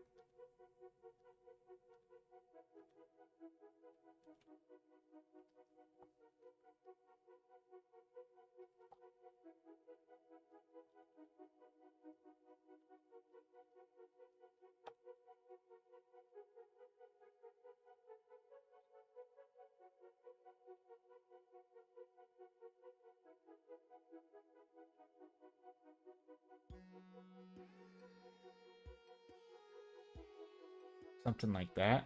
Yeah, that's just way better.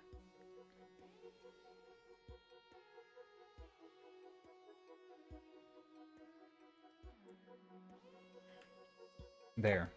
Now they're what's the I mean, okay. Just readability. Sorry. Yeah, that's not true. It's not objectively better. It's just readability in terms of like if I didn't know what I was looking at, does it I mean, I have internal metrics, right? So like the metrics for me, no, you're right. You're right to call out the word objective. It's certainly not. So for me, my internal metrics for that would be like, does it look like a swamp? Does the mood give off like, you know, this is swampy? And it didn't. It was very bright before, and so yeah, darkening up the environment made it fit the mood better. But yeah, also just plain readability and like, so yeah, contrast in some cases, but contrast isn't always better, right?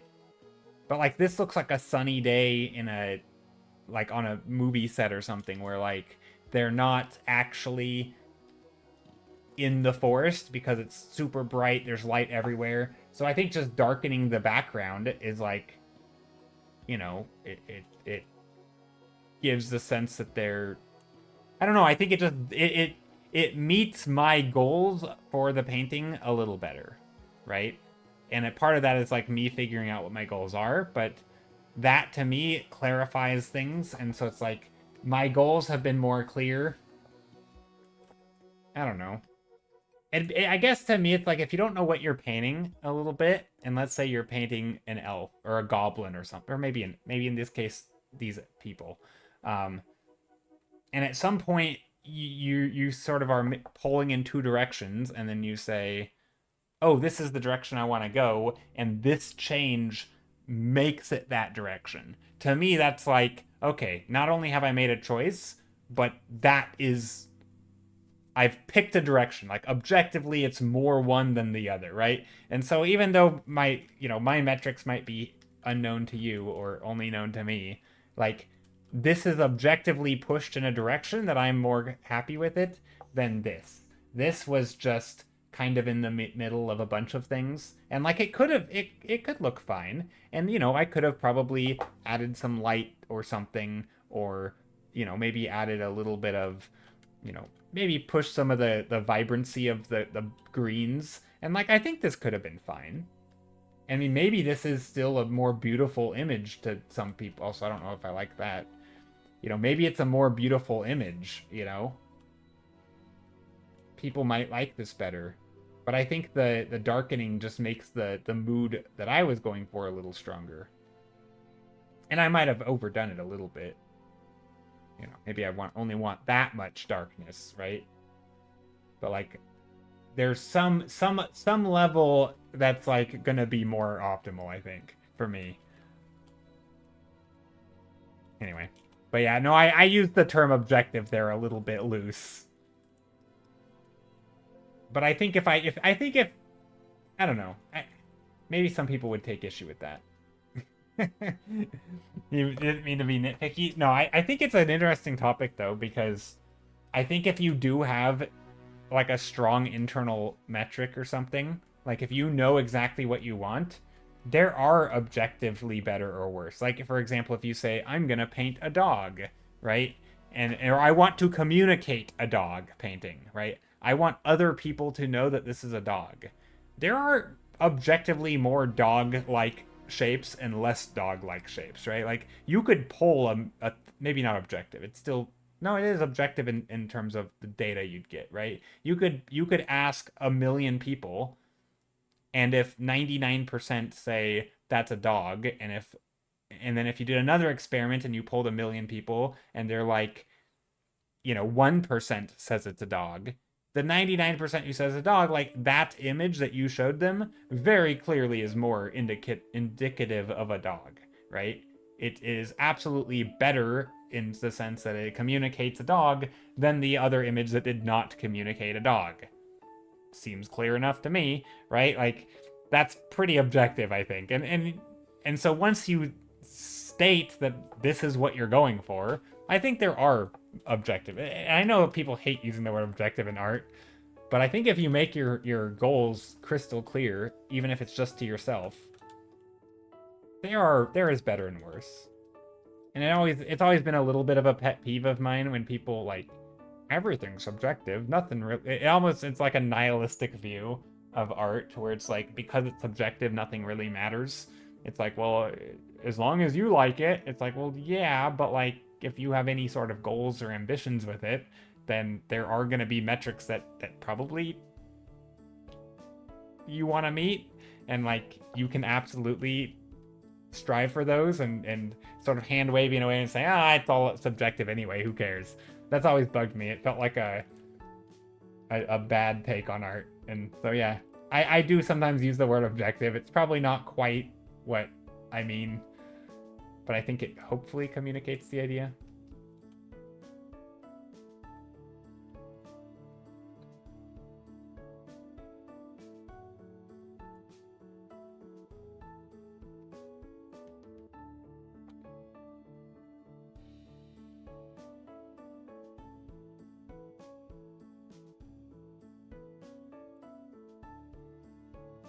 But yeah, this character is objectively not looking good. No, they don't look like a person. If I knew how to draw people, I should steal your skills, Drusilla. If I could just borrow those for a minute. With your face drawing. This character, actually, funny enough, is better looking. They at least have a neck and some shape.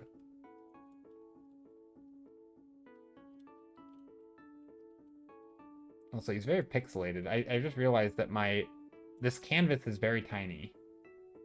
Hold on. Maybe I should do something about that.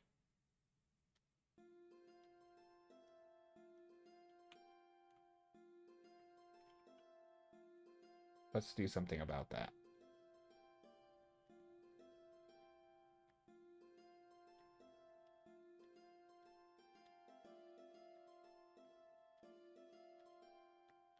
Do I like this brighter stuff up here? I don't know.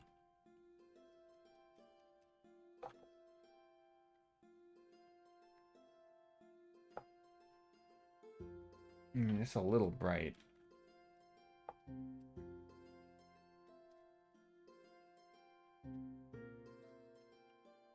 Okay, we're gonna go with that. And then, what was I gonna do? Oh yes, I was gonna make this larger.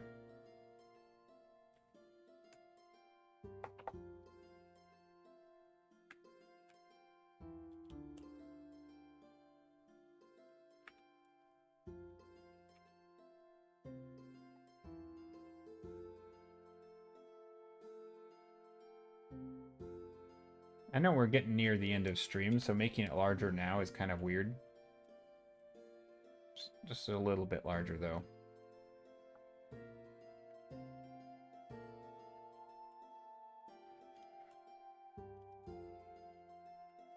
But that makes sense, because if I'm gonna paint on their faces a bit,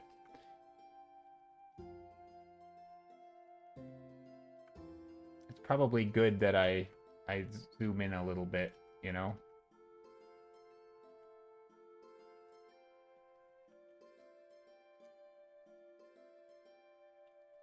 A little bit of a brow, or a what do you call it? Side plane of their face.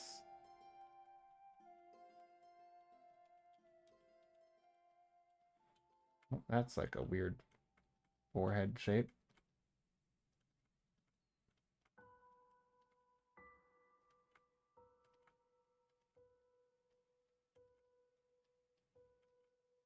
It's a very big head.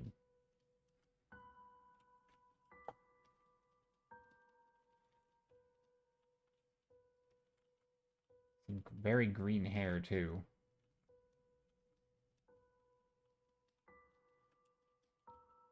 I don't know if I like the green hair. Actually, I don't think I do at all, but that's okay. I don't know what's happening there with the hair. Yeah, I don't know about that one.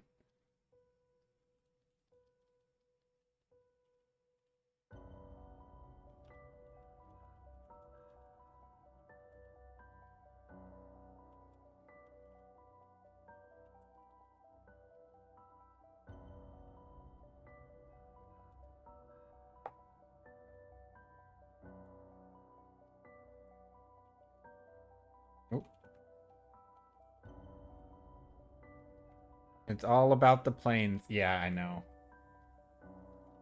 I think I kind of almost got it on some of them. Like on this one, maybe. Although, not really. I don't know the planes that well, to be honest, with the face. I mean, I kind of do. Like, I know of them. I just don't know.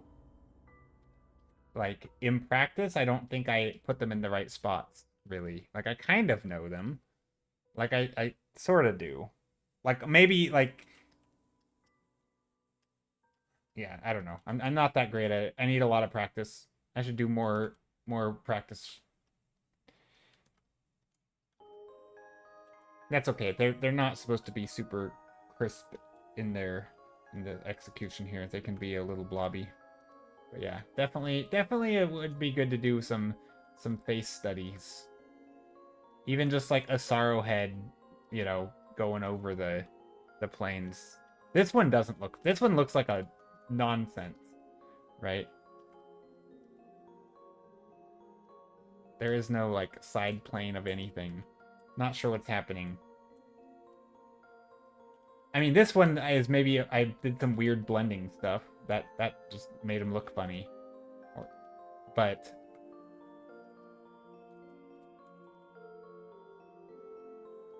like, what's happening with this dude's forehead? And like, what's happening? What is on his head? Is this leaves? Like, I don't know.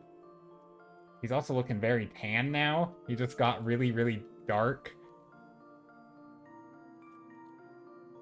When the rest of him isn't. I don't know. I don't know what's happening here, to be honest.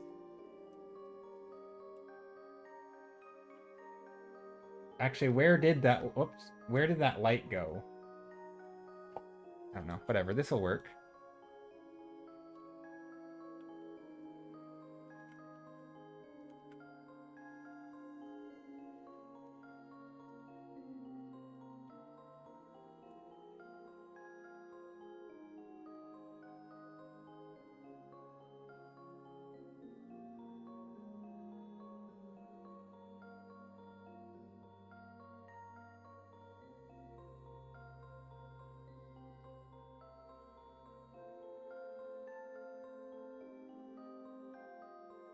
This'll be okay. Some shapes here.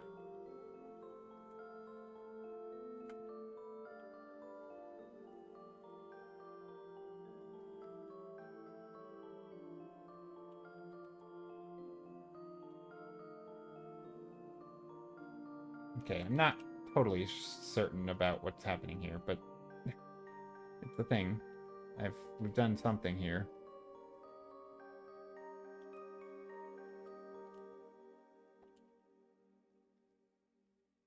Okay. I think that the head shape needs some help, but you know what?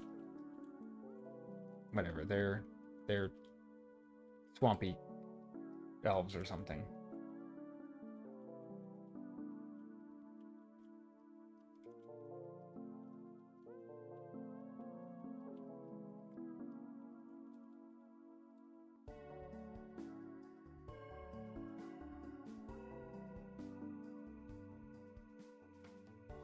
Okay, this shape is just a random artifact from the previous thing we had. Let's get rid of that.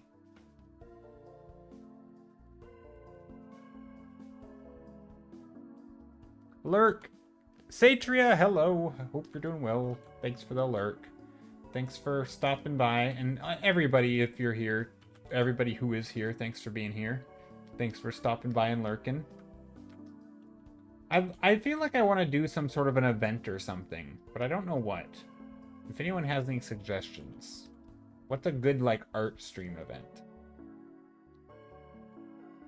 Obviously not today, but just, like, in the future. Always open for suggestions.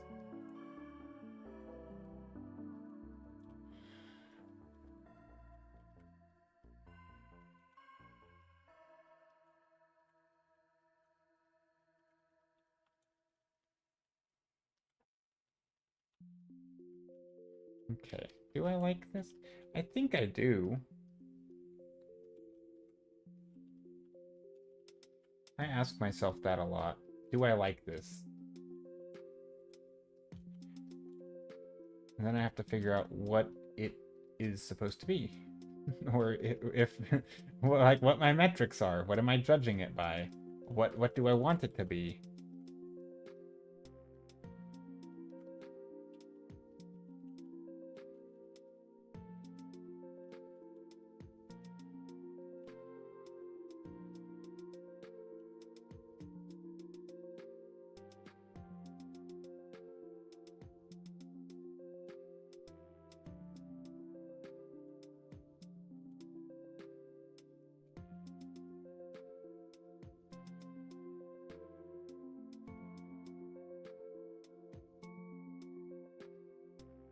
Actually, kind of. So I have this like dark purple stuff back here, and I kind of don't like that. Like, I mean, not really. I almost feel like it should be brighter back here.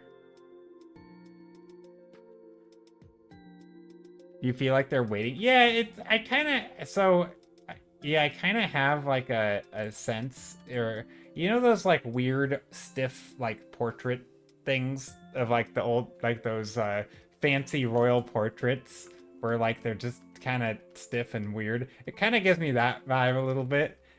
I don't know. That's not great. I don't think I painted them very well, but that's kind of a little bit of the feeling or the mood.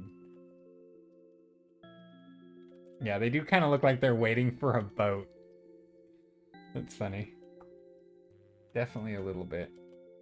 I don't know. That's probably what I get when I draw characters.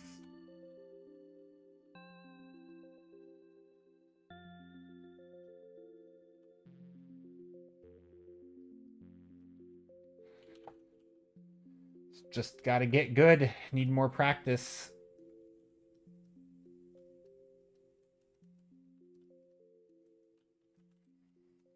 Maybe there's a bunny. Maybe there's a bunny here. I feel like a little white bunny would be cute. Although it's kind of low in the scene.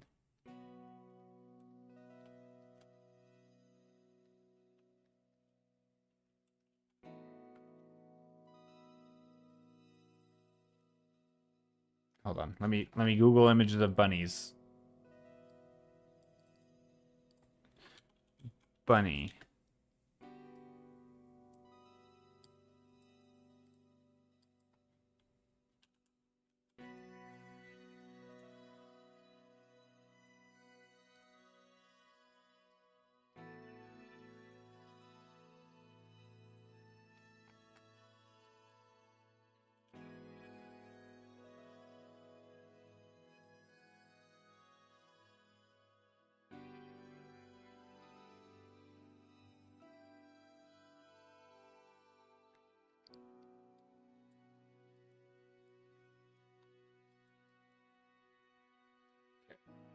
Got some references.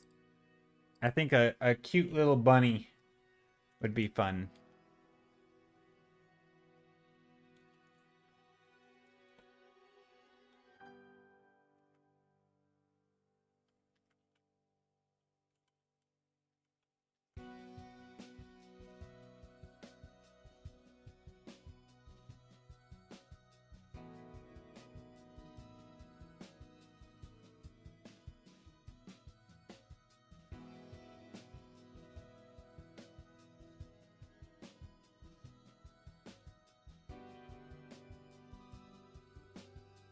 Doesn't quite look like a bunny.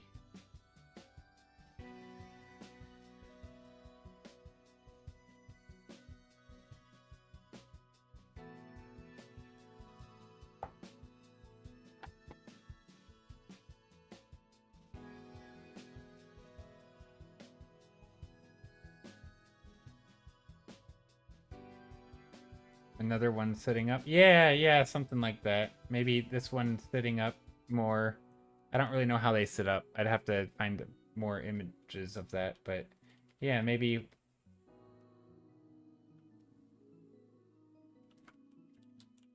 something like that. They're looking at the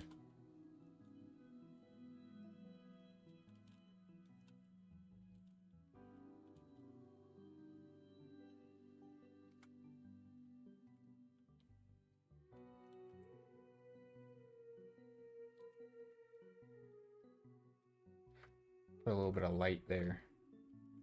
Kind of spotlight it a little bit. I think that's kind of cute. I don't know if it quite looks like a bunny, but it sort of does.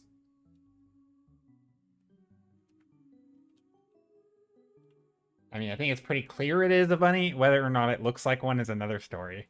Like, I think it reads as bunny. But does the shape, is it actually a bunny shape? Like, I don't know. I don't have a reference for a bunny sitting up like that, and I have no idea if that's actually the silhouette they make. Probably isn't, to be honest. But, like, whatever. I gave it big ears. And I think this one tells you it's a bunny. So even if you didn't know what this was, because it's weird looking, this one tells you it's a bunny. So it's like, when you put them together, your brain can understand a little bit. Also, this one still doesn't look like that much like a bunny, but...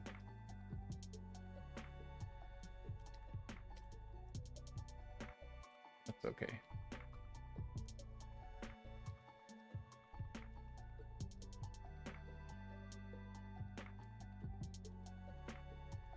There we go. I think that's cute.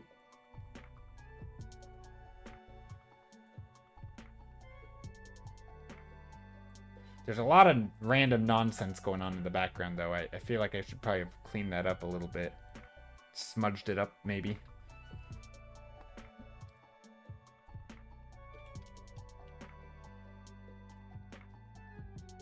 Yeah, this is definitely going to be one of those paintings where I'm not sure if I like it until I look at it later, because there's a lot going on. in whether or not this stuff reads. Like, maybe I just need to, you know, push this stuff back a little bit so there's not so much noise and congestion there.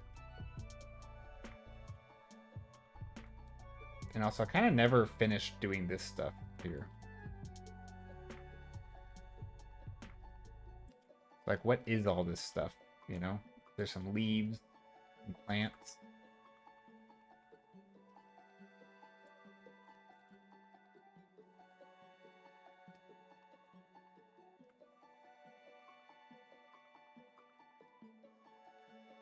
This dude's hair, maybe it can be lime green.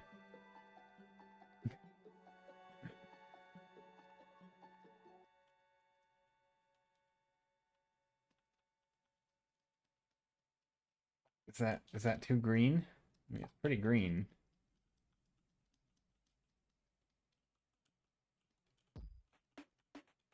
That's pretty green.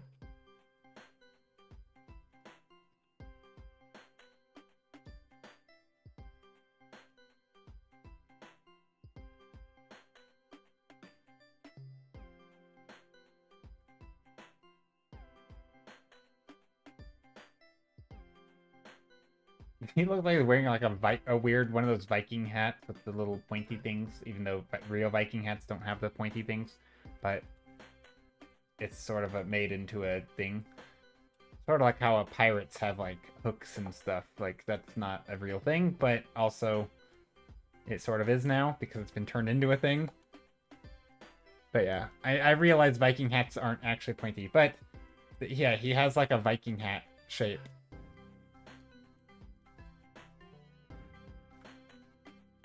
But they're leaves. Like winged. Kind of like the winged shape. So I don't know what's going on with the suit. Or his whatever you call it. His dress. It's not really a dress.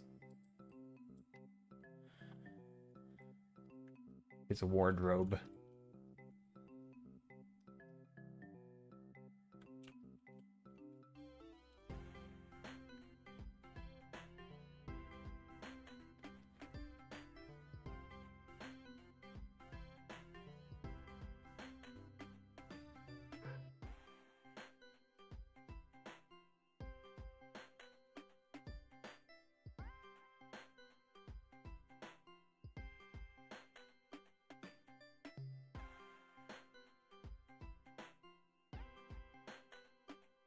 Something like that, maybe.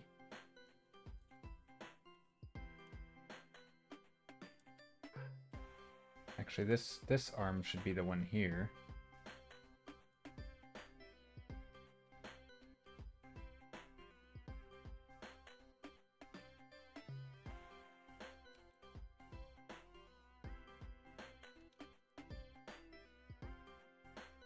I don't know. Not sure I like that. Yeah, I don't think this makes a lot of sense here.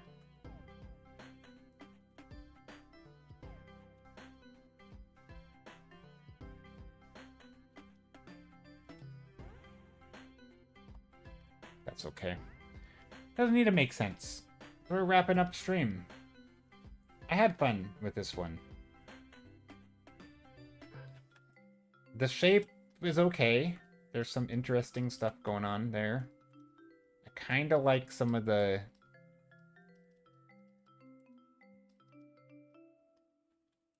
vibes. It feels a little swampy.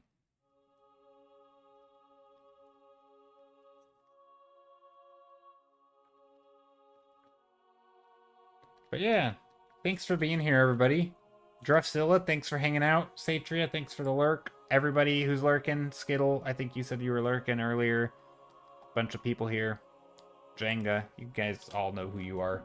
If you're here, thanks for being here.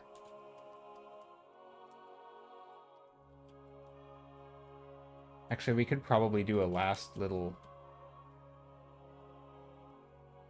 like, fancy thing, like a what do you call it? Like a scribble type stuff in here, sort of to show that it's like there's an intricate, detailed shape or texture. I don't know if that would be weird or not. This is definitely an interesting painting. I don't do a lot of stuff like this. Oh, filigree.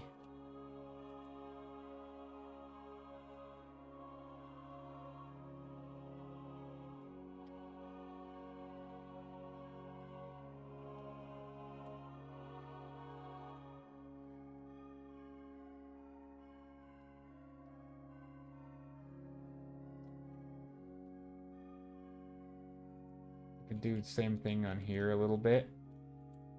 Like swamp vines also help show the form a little bit. Just kind of scribbling that in. Kibi, thanks for being here. Hope everyone has a good rest of their week. My next stream will be on Thursday.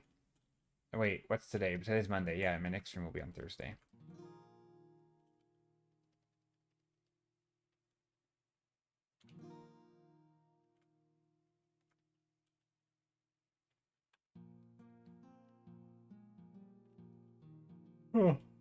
Yeah, okay. This is a good spot to stop. I really feel like I'm going to look at it again and it's going to be nonsense. Maybe not, though. I think all of this could be a lot more clear. Like, you know, what is happening back here? You know, maybe there is more shapes up here, like big shapes. You know, stuff like that. To where it feels like it's going behind them and they're sitting in front of this massive shape. Even something like that, like literally what I just did right there with those few brush strokes might be better.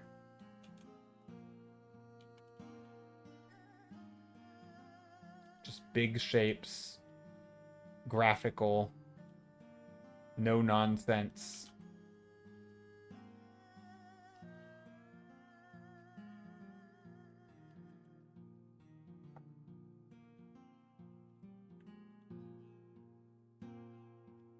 I don't know. It's hard to tell. I'll fiddle with it probably. But yeah, that's good. All right, let's go and see who's here. But yeah, thank you again for all the support. I know I keep saying that because I'm really bad at outros, so I just keep repeating myself. But I do have socials. I have all those things. Those are all my socials. I have a Patreon if you want to support me further. Don't feel like you have to, though. And also Instagrams, Twitters, DeviantArts, YouTubes, Kara, which I haven't updated in ages. I have all the things. And so thanks for being here.